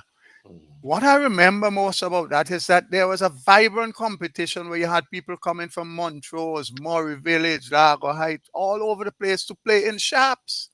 That has all but died. But within the last couple of weeks, there's somebody who believes that they're a politician coming into Sharp every Sunday, and all they're doing on the playing field is making a set of noise in the name of sports. Loud music. No, because they have deteriorated the facility to the point where hardly any game can be played and there's no light or anything. But when I was a boy, that's not a few days ago, that's a good while. Sharps playing field was a critical component of this community. Now it's just a joke and a political football for those in authority. All right. Miss Velux, let me bring you in here because I know you can speak about the disappointment too, as well as it relates to sports in your constituency of East St. George and sports development. Because, I mean, Calico is also known as a sporting community too, as well. But it really is a crying shame. Definitely is a shame. You know, every weekend you pass, Saturday and Sunday, you saw cricket on the Calico playing field. The basketball, they used to have basketball tournaments and netball tournaments on the hard court.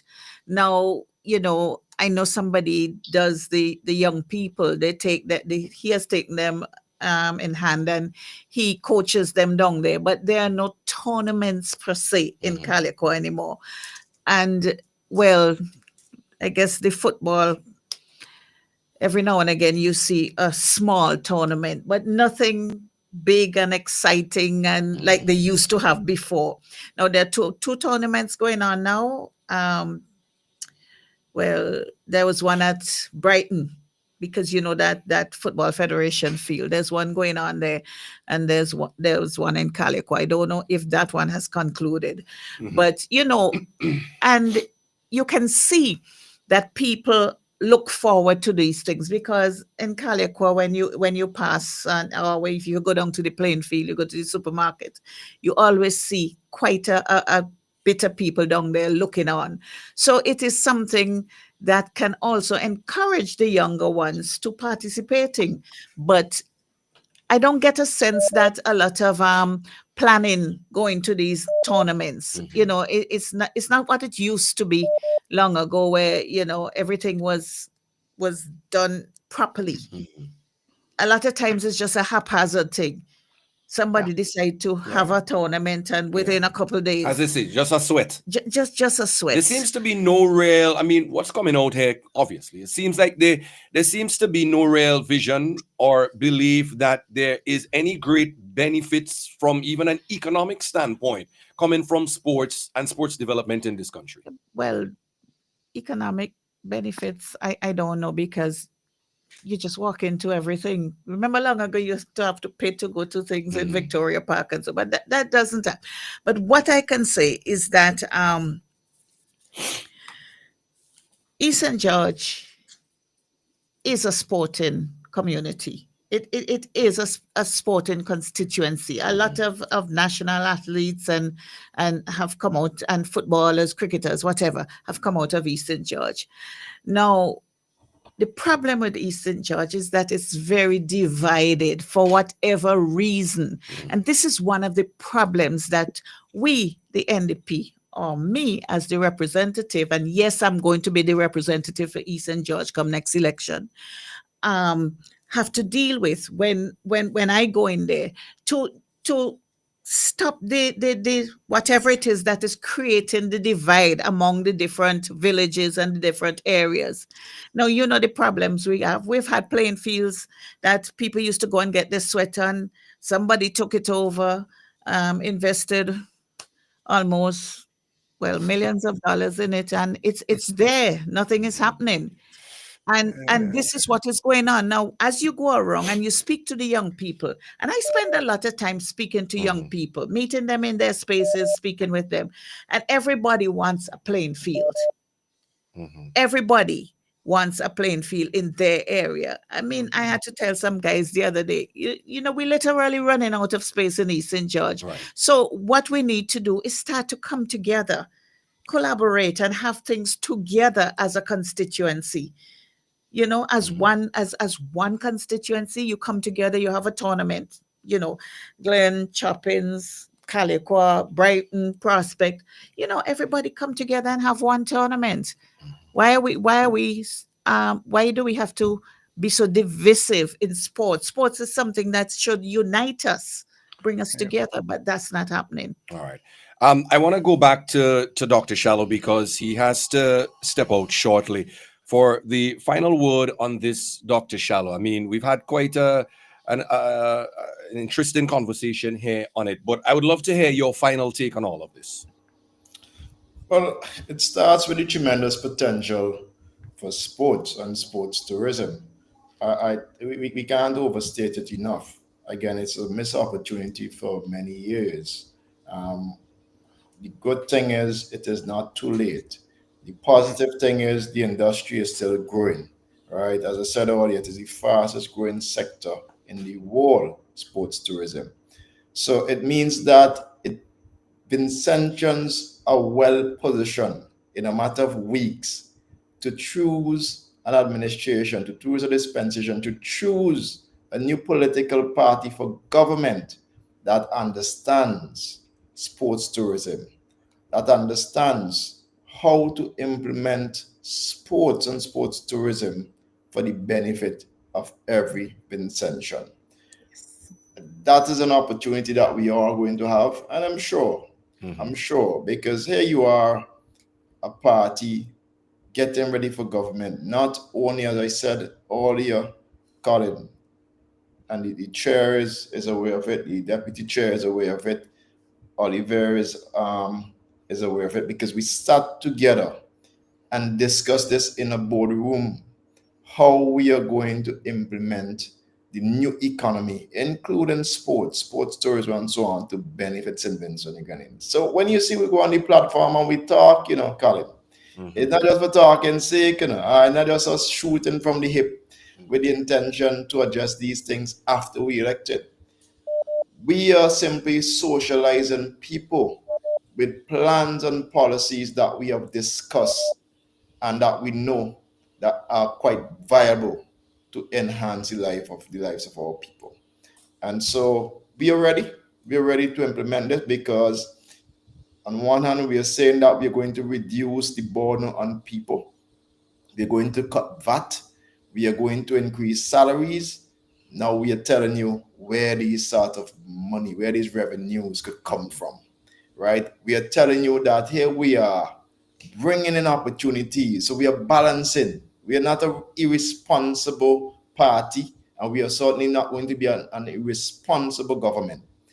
We are going to reduce the burden on people financially, and we are going to increase their income. We are going to improve and increase the opportunities. That's why we say we are going to create more and better jobs, right? And so you could see a full alignment, Colin, a full alignment with our policies, our plans, and our personnel. You just have to look at the team and know that we are ready to govern this country. And I think that's a good place to pause until Thursday night in North Leeward in Fitzhughes. Before you run off, though, this person is one of our listeners. Has this message on WhatsApp, and I think it's a beautiful message, and I think we should touch on this quickly. Said, hey, Colin, Dr. Shallow left out water sports and the yachting industry, such as Sailing Week and the thousands of people who travel with them. The Sailing Week also carries on the ESPN, giving us a much wider audience. I mean, when you take that into consideration, the Trinidad and Tobago has the Great Race. The various regattas that we have, Beckway Regatta or had, and Easter Regatta, I could see all of that playing in so beautifully, because all of that is sports too as well, playing in so beautifully to the plan for what the New Democratic Party has, again, for the overall development and expansion and improving our economy going forward, man. Colin, the person who wrote that is so right. And there's so many other opportunities. And listen, I try to steer away from the details of our plans, because right now, the government and the ULP, they're so desperate for ideas that everything, even they understand it or not, they're teeth in them. Yeah, right? Steve don't like to see people with long back.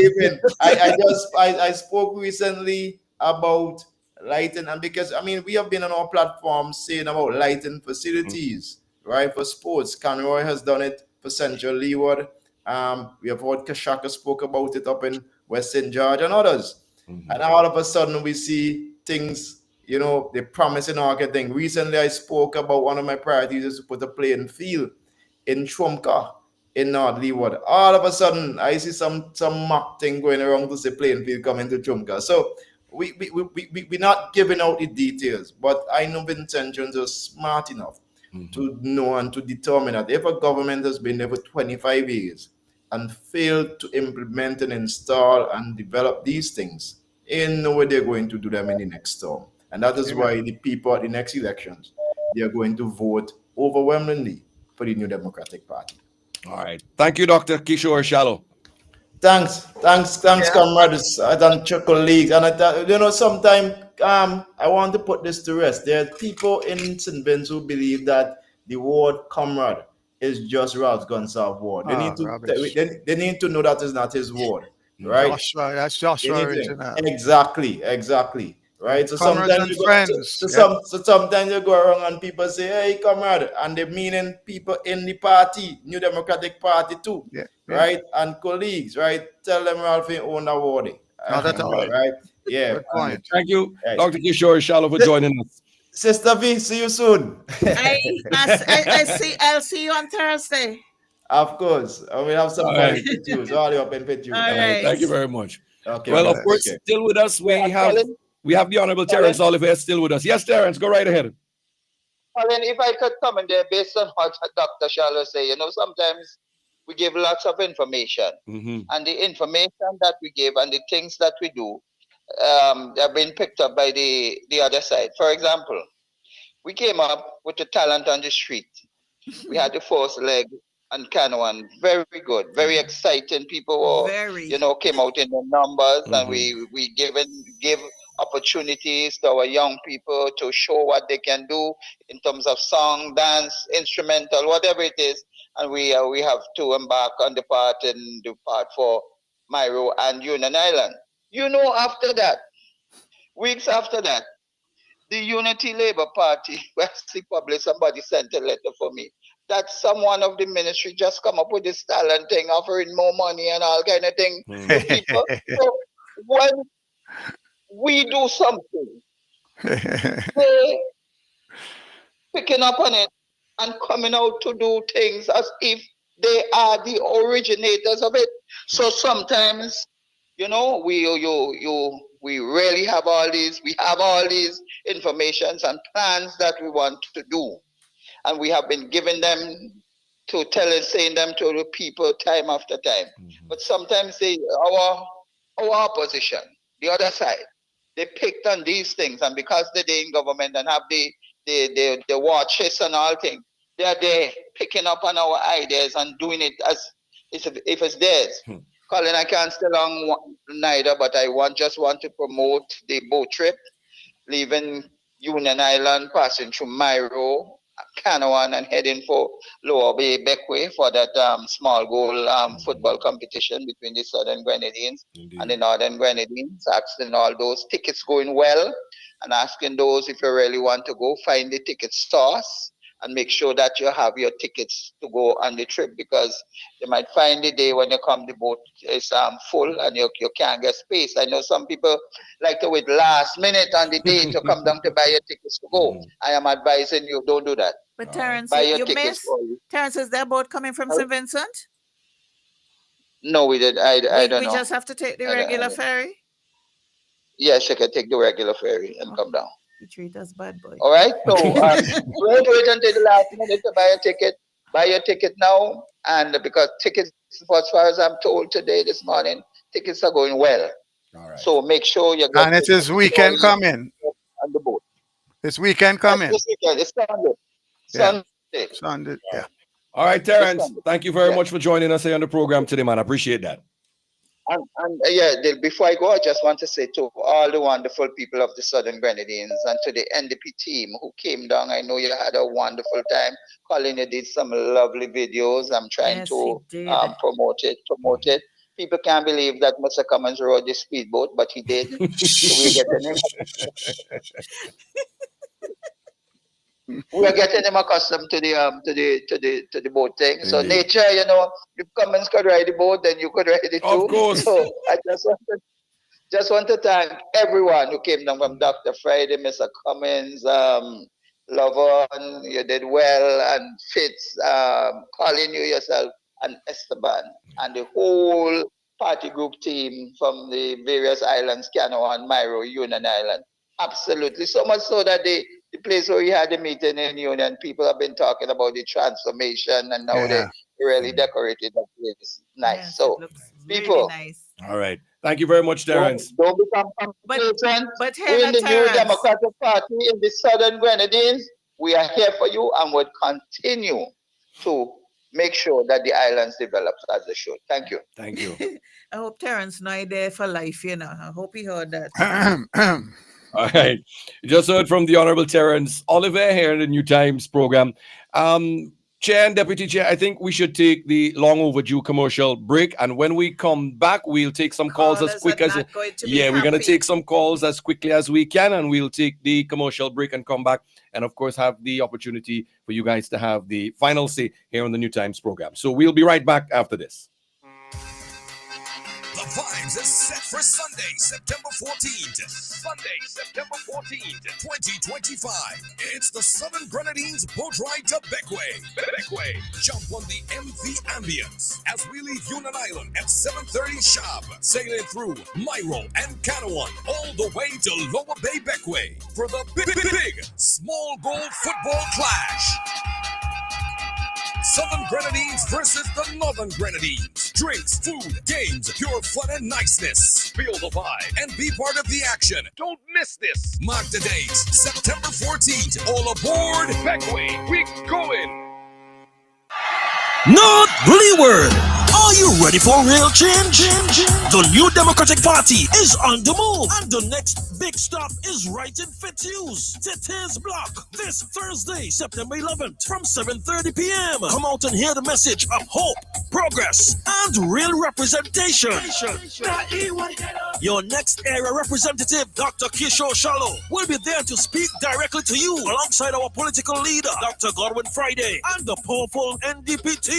North Leeward, it's time to move forward stronger together. Don't you miss it this Thursday, 7:30 p.m. sharp, Titty Block and Fitzhughes. North Leeward. Are you ready to vote for change?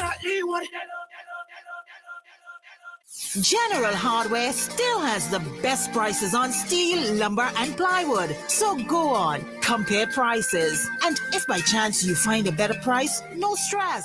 Just talk to the General, and they will beat that price plus give you special priority delivery. Yes, General Hardware offers free island-wide delivery on most purchases, so you never have to worry about getting your goods on site on time. Plus, shopping at General Hardware is a pleasant experience with friendly, knowledgeable staff always ready to serve. What more could you wish for, huh? So come to General Hardware for proper service, lowest prices, free delivery, and see why nobody beats the General.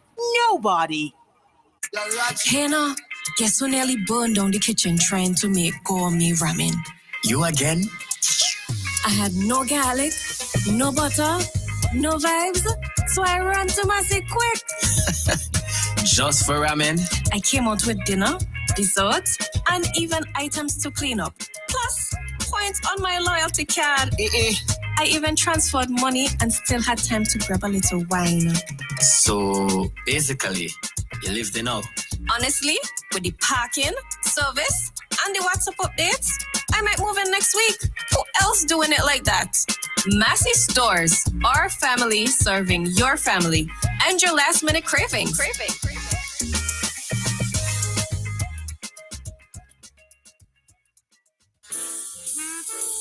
Lewis Pharmacy. We specialize in friendly service with a personal, professional touch. Hence, we take pride in offering patient counseling on all prescription and over-the-counter products. We welcome inquiries on prescription drugs, vitamins, herbal preparation, fitness nutritional products, cough, cold, allergy, and all other health care products. For the convenience of our patients and surrounding community, we are situated uptown opposite the bus stop at Juicy Building. Our opening hours are Monday to Friday, 8:30 a.m. to 5:30 p.m. Saturdays, 8:30 a.m. to 1:30 p.m. Lewis Pharmacy. We have moved. Lane's Hardware Bay Street is now at Lane's Uptown. We are remodeled with products for your hardware, painting, plumbing, electrical, and gardening projects. Lane's is proud distributor of Inca Power Tools and Supplies. Our building supplies and Grenadines Help Desk handles construction materials and deliveries for Fancy and Chateaubriand in the north to Union Island in the south. Our location is opposite the KCCU building. Call us at 456-1411 and ask about our free truck and delivery service to Beckway. Randy's Supermarket is perfect for all your grocery needs. We have a range of liquor, liqueur, and wines, fresh and quality bread, and our weekly specials will simply amaze you. Conveniently opened 7:30 a.m. to 9 p.m. Mondays to Thursdays, and Fridays and Saturdays 7:30 a.m. to 10 p.m. We have competitive prices and friendly staff. Randy's Supermarket, located at Lower Bay Street and Terrell Street. Call us at 456-2994. Randy's Supermarket, where shopping is fun.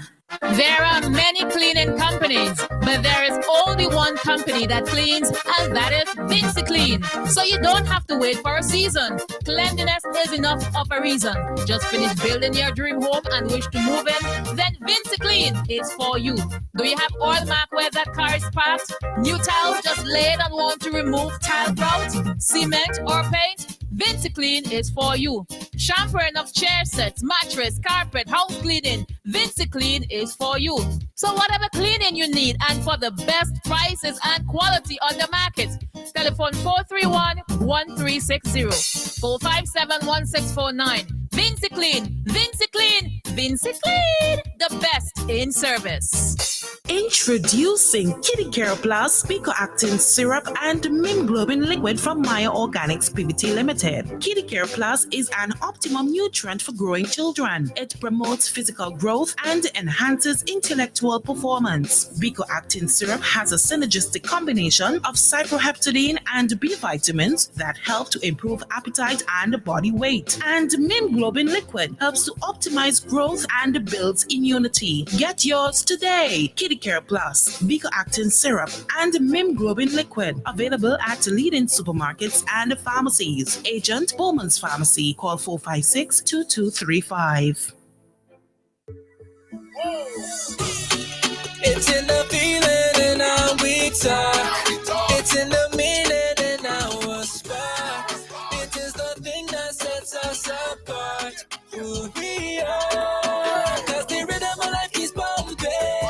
Together going strong. No matter what, we keep things flowing. Before we will go all in. Our hands up in the sky. Celebrating. Come let your rhythm flow. CK Graves and Company is the number one supermarket, 100% intention supermarket. We've got more of what you're looking for in multiple locations to serve you more and more. In business now for over 50 years, and you will always say by shopping right here. Oh yes, we're number one. CK Graves and Company, and we are Vincent Johns, a supermarket for you and me. Richardson Motors in Arnorsville is expanding its team and hiring for the following positions: office clerk, cashier, pump attendants, cleaners. Applicants must reside between Montrose and Ratho Mill, between Bel Air and Daphne, Fairburn Pasture and Belmont and their surrounding areas. Transportation provided for the night shift. If you are looking for a new opportunity, come visit us in person Monday to Friday between 8 a.m. and 3 p.m. to apply. Can't make it in person? WhatsApp us at 496-9213 for more information. That's 496-9213 for more information. Don't miss out on this chance to join our team. Apply today. Since 2012, we have provided reliable, professional dialysis services in St. Vincent and the Grenadines. We are now proud to offer you new solutions for your health problems. Each new solution is being delivered to you with the same high degree of care and professionalism. We also use the best technology in the delivery of our services. So, does your doctor need a precise view of what's happening inside your body? Let us perform an ultrasound for you. Ladies, if it's your breasts, then choose our mammography service. For all issues related to men and women's health at any stage in your life, our team can perform the necessary investigations to put your mind at ease and recommend solutions for your problems. If it's to see within your chest or check for broken bones and fractures, then use our state-of-the-art U-Arm X-ray service. For you aging men and women, we can now check your bone density, which will reduce any complications that may arise with overall bone health, osteoporosis, or arthritis. Health Solutions will provide answers and results in a timely, accurate manner in the most comfortable environment, while you are taken care of by well-trained and experienced staff. Please call us today at 451-2836 or 434-3170, or visit us online at healthsolutionsSVG.com. You can also follow us on Facebook or Instagram. Health Solutions, where we are providing solutions in SVG with care.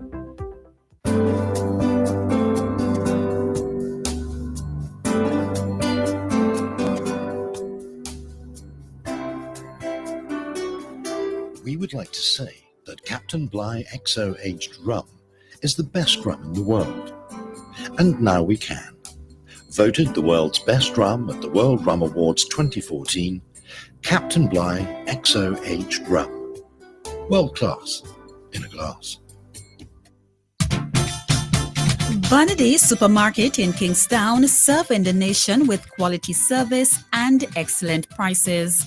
At Bonady Supermarket number 2, located at Upper Middle Street, we are proud to serve you.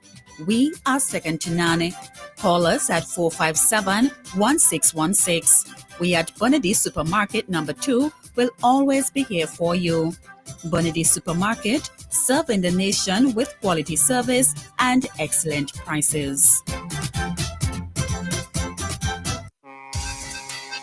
The vibes is set for Sunday, September 14th. Sunday, September 14th, 2025. It's the Southern Grenadines boat ride to Beckway. Jump on the MV Ambience as we leave Union Island at 7:30 sharp, sailing through Myro and Canawan all the way to Lower Bay Beckway for the big small goal football clash. Southern Grenadines versus the Northern Grenadines. Drinks, food, games, pure fun and niceness. Feel the vibe and be part of the action. Don't miss this. Mark the dates. September 14th. All aboard Beckway. We going. North Leeward. Are you ready for real change? The New Democratic Party is on the move, and the next big stop is right in Fitzhughes, Titties Block, this Thursday, September 11th, from 7:30 p.m. Come out and hear the message of hope, progress, and real representation. Your next area representative, Dr. Kishore Shallow, will be there to speak directly to you, alongside our political leader, Dr. Godwin Friday, and the powerful Ndp team. North Leeward, it's time to move forward stronger together. Don't you miss it this Thursday, 7:30 p.m. sharp. Titty Block and Fitzhughes. North Leeward. Are you ready to vote for change? This election, I want to tell you one thing. You see, we Vinci, what? You see, we're not voting you will be again. Never. They want everything for themselves. Everything. They acting like SPG is theirs. But SPG belongs to we. For the yes. 26 minutes after the 1 o'clock hour. Welcome back to the final segment of the New Times program, ladies and gentlemen. And of course, as said, with us still, we have the chairman of the New Democratic Party, the Honorable Daniel Cummins, and Deputy Chair, Vern Gibson-Villock, still here with us. You heard from Dr. Kishore Shallow from North Leeward, and of course, the Honorable Terence Oliver from the Southern Grenadines. And we welcome you back to the New Times program. The phone lines are now open. We will take your calls. We're going to try and squeeze in as many of them as we can. And then, of course, we will hear the final remarks from the members of the New Democratic Party here with us. So let's go to the phone line and let's see who we have. Caller, hello, welcome to the program. Yes, I had to call because I'm so pleased with what I heard coming over this morning. And I want to particularly congratulate Dr. Kishore Shallow. I see why the Prime Minister had to target him. Why he digging ours with him? Yeah. Hello? I say what? That's why he digging ours with him. That's what I was about to say. You know, I could understand why, because this guy sounds so international. Let me put it that way. He sounds so removed from the cheap, dirty politics. Yes, I know he's well aware. But I just had to call and, commend him for the way he presented himself on the program, and to to you, as usual, Mr. Chairman, and your deputy. I wish I was in your chair, being named the deputy, right? Don't get vexed with me for saying that. Don't Not not at not at all. Not at all. Yes, you have to mix it with a little humor too as well. But I mean, what I say, I'm serious too, because I know who Laverne is, you know. You're And right. if I'm speaking to her, I am speaking directly to her. I mean, no beating around the bush, because I think she's such a brilliant woman in the whole political in this political business in 2025. I think she can stand tall. She already has that height, and she can stand tall and proud, and Absolutely. make her presence felt. I always remember what year it was, Lavon, when he delivered, when he was a feature speaker at GHS graduation 2014. ceremony. I remember how people really were impressed with with what you have to say, and I think that is still. I hope a lot of them still remember the quality that came out of you back there. I can't remember what year it was, but 2014. big up to you. 2014. Hi? 2014. 19. 2014. Oh, it's 2014. 2014. Oh, Yeah. that was going back further than that, Yeah. 2014. All right, so I am pleased, and I know, the ruling regime really shouldn't be fighting up in this election. They shouldn't really fight it.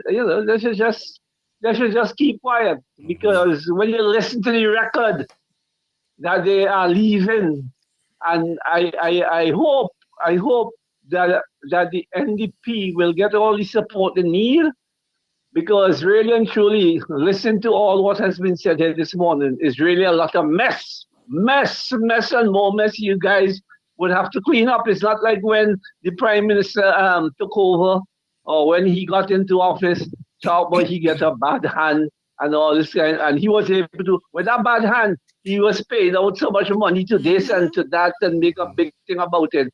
I And lend wonder money what to happened now. Dominica. Yes, anyhow, we had to get rid of him. That's all. Thank you. All Have a right. good day. Thank you. Thank you. Thanks, Dave. All right. You can keep the calls coming. We're going to, like I said, take as many calls as we can.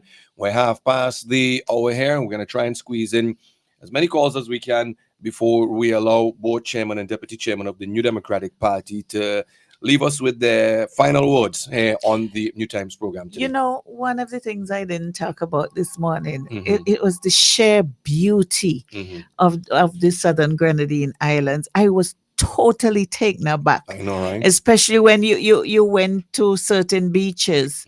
I know some people actually went to a beach to bathe, and I mean the sun was blindingly white, blinding and fine. Some they wanted to bring some back up, so Not to We, talk ha- about we the have water. we have a caller. Caller, hello, welcome to the program. Yes. Good afternoon to the panel, everyone inside there. Who's in there? Miss Velox and Wells. Mr. Cummins. Okay, all right. Mr. Cummins, yeah, Stony Grounds here.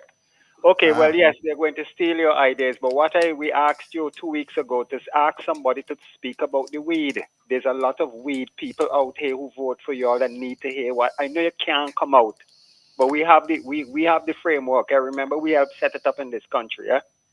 So they want to hear from you. Now they're going to copy your ideas.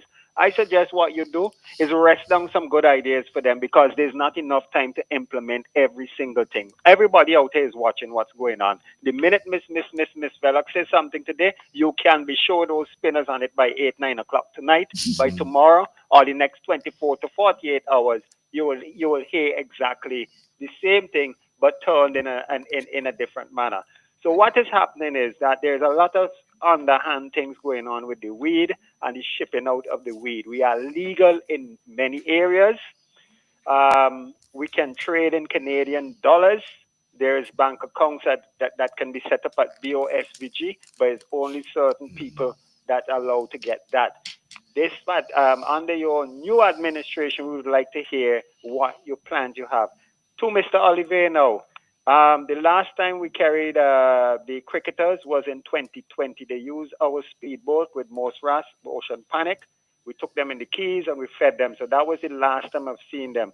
Well, last year we didn't see them because I was on union from the second week in July, and I worked until almost April this year when I had yacht deliveries to make.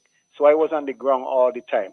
All of that money you see spending on union is Mr. Waste money.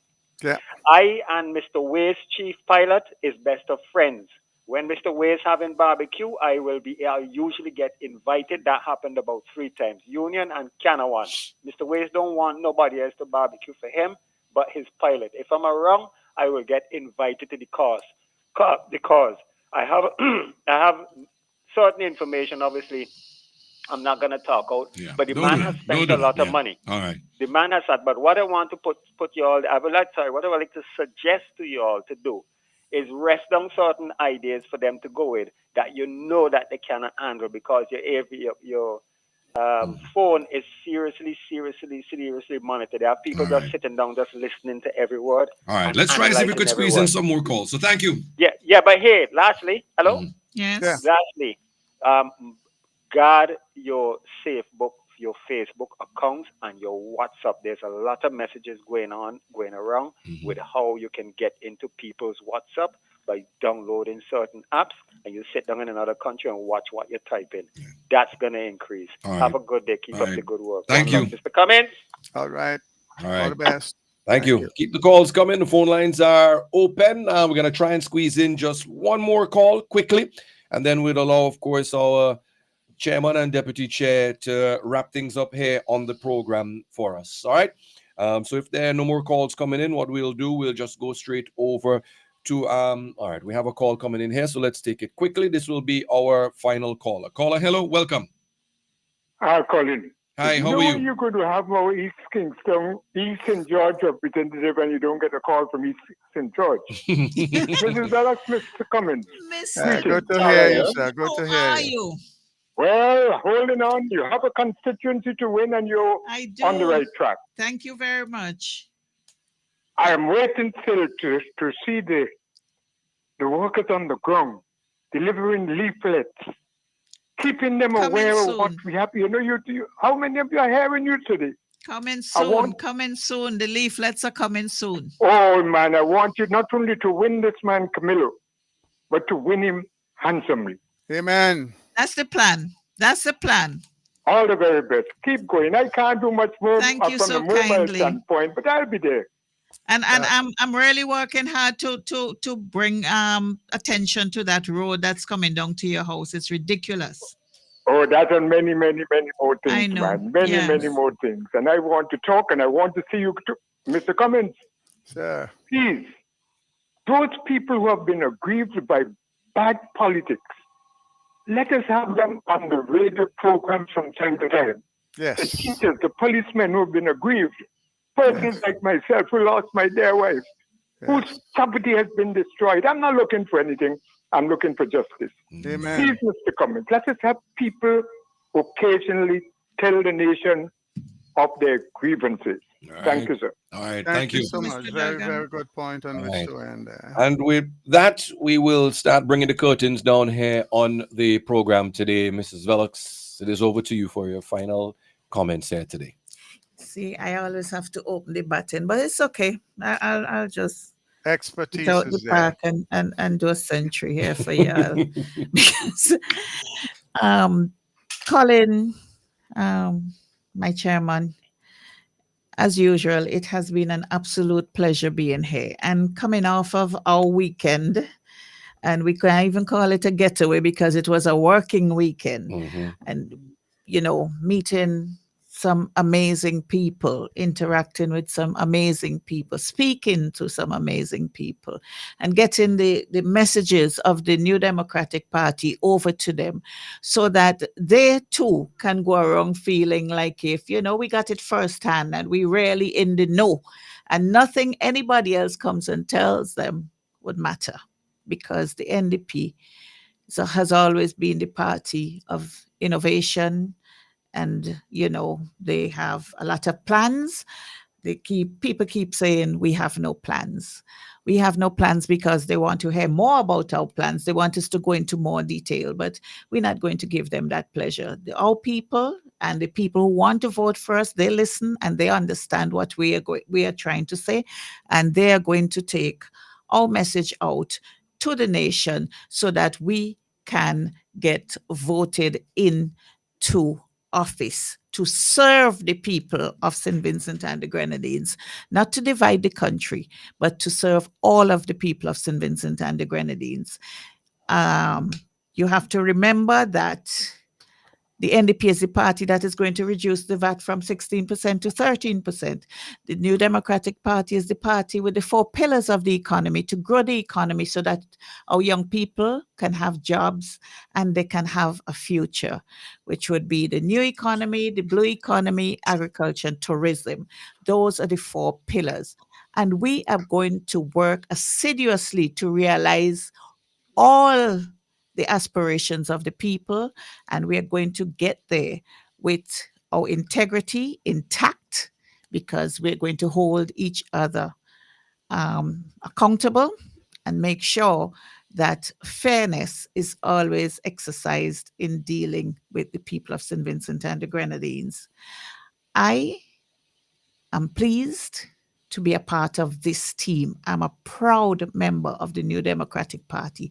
I have supported the New Democratic Party from 1984, and there is nothing that can change that. Nothing, because this is the party I want to align myself with. These are honest, hardworking people who all mean well for St. Vincent and the Grenadines. To the people of East St. George, I've been away a couple of days, but you'll see me, well, I have a meeting tonight, but you'll see me early tomorrow. We have work to do. We have plans to bring to fruition, and we have some other work we have to get done. Elections are almost imminent, and they have to be called. And we know that maybe they're going to try to spring it on us. But even if they try to spring it on us, we are already halfway, 3/4 way to being prepared. And so nothing they bring now is a surprise to us. We are ready, we are waiting, and we will bring this election home so that St. Vincent and the Grenadines can get back to the glory days where we were before, where things used to happen. And I keep stressing this for all the people of St. Vincent and the Grenadines, not just some. I mean, what they have been practicing in the Grenadines is like holding the people to ransom. Okay, if you vote for me, I will give you 2 doors and 2 windows. But, that is ridiculous. You can't play with people's lives like that. You cannot do that. And the people of the Southern Grenadines, they are exercising a lot of patience and a lot of resilience. And I have to applaud them for that. So, St. Vincent and the Grenadines, don't forget, there are some people from the Southern Grenadines that are in shelters on the mainland. Every now and again, see if you could drop by, help them out, because the government is not giving them anything. They don't have jobs, they need help. So please, you can find out where they are. I know for sure that some of them are up in Harmony Hall and some of them are in the Blue Lagoon area. So if you can, help out in whatever little way you can, because as we know, a little goes a long way. So thank you very much for having me, Colin. And Mr. Cummins, as usual, it was a pleasure sharing this platform with you. All right. Mr. Chairman, it's over to you. Thank you so very much. And obviously today, Fitz Bramble has not been able to join us. Tuesday it's not the most convenient day for him, but he was such a critical part of the team that went to the Southern Grenadines. I want to thank him and Doc and Laverne and you, Colin and Esteban, for really, I think all of the people of the Southern Grenadines felt what the New Democratic Party means to them. In the tradition of this great party, we went down not just as some people do to take photo ops, but it was so pleasing to see Dr. Friday leading the teams. I mean, on Myra, for example, we visited just about every little community there. We weren't able to do the same thing in Canouan because obviously it's a much bigger place. But wherever we went, Dr. Friday took time to go and meet the people where they are, to listen to them and to share our views. On Union Island, the same thing, from Ashton to Clifton. And it's such an overwhelming experience. To the folks of West Kingstown, the work continues. We are joining Dr. Shallow on Thursday, and you will be hearing more about our own local meetings in West Kingstown. They're coming up. We in West Kingstown don't take anything for granted. We don't take our people, most importantly, we don't take them for granted. So we will continue to do the work that is necessary to assist where we can in doing our part to wrestle the government from these clowns and to move our country forward positively. Thanks, Colin, for hosting another excellent program, to Dr. Kish and all the callers who managed to make it on the program today. Thank you. God bless. All right. Thank you very much. And there you have it, ladies and gentlemen. That brings us to the end of another edition of the New Times program here today on Nice Radio. You heard from both Chairman and Deputy Chairman, the Honorable Daniel Cummins and Laverne Gibson Vellux. You also heard from Dr. Kishore Shallow and the Honorable Terence Oliver, representative for the Southern Grenadines. God spare, we're going to be back again with you tomorrow on another edition of the New Times program. Remember, folks, there are some very energetic programs and meetings and activities coming up from the New Democratic Party. We encourage you to be there at each and every one as we get closer and closer to the general elections here in St. Vincent and the Grenadines. As always, may the Most High continue to guide us and protect us all, especially in these trying times. God bless. Enough is enough. The people say, "Be gone now." Totally gone. Enough is enough. The people say, "Be gone now." Family gone. Current situation is out of control. Every time you wait.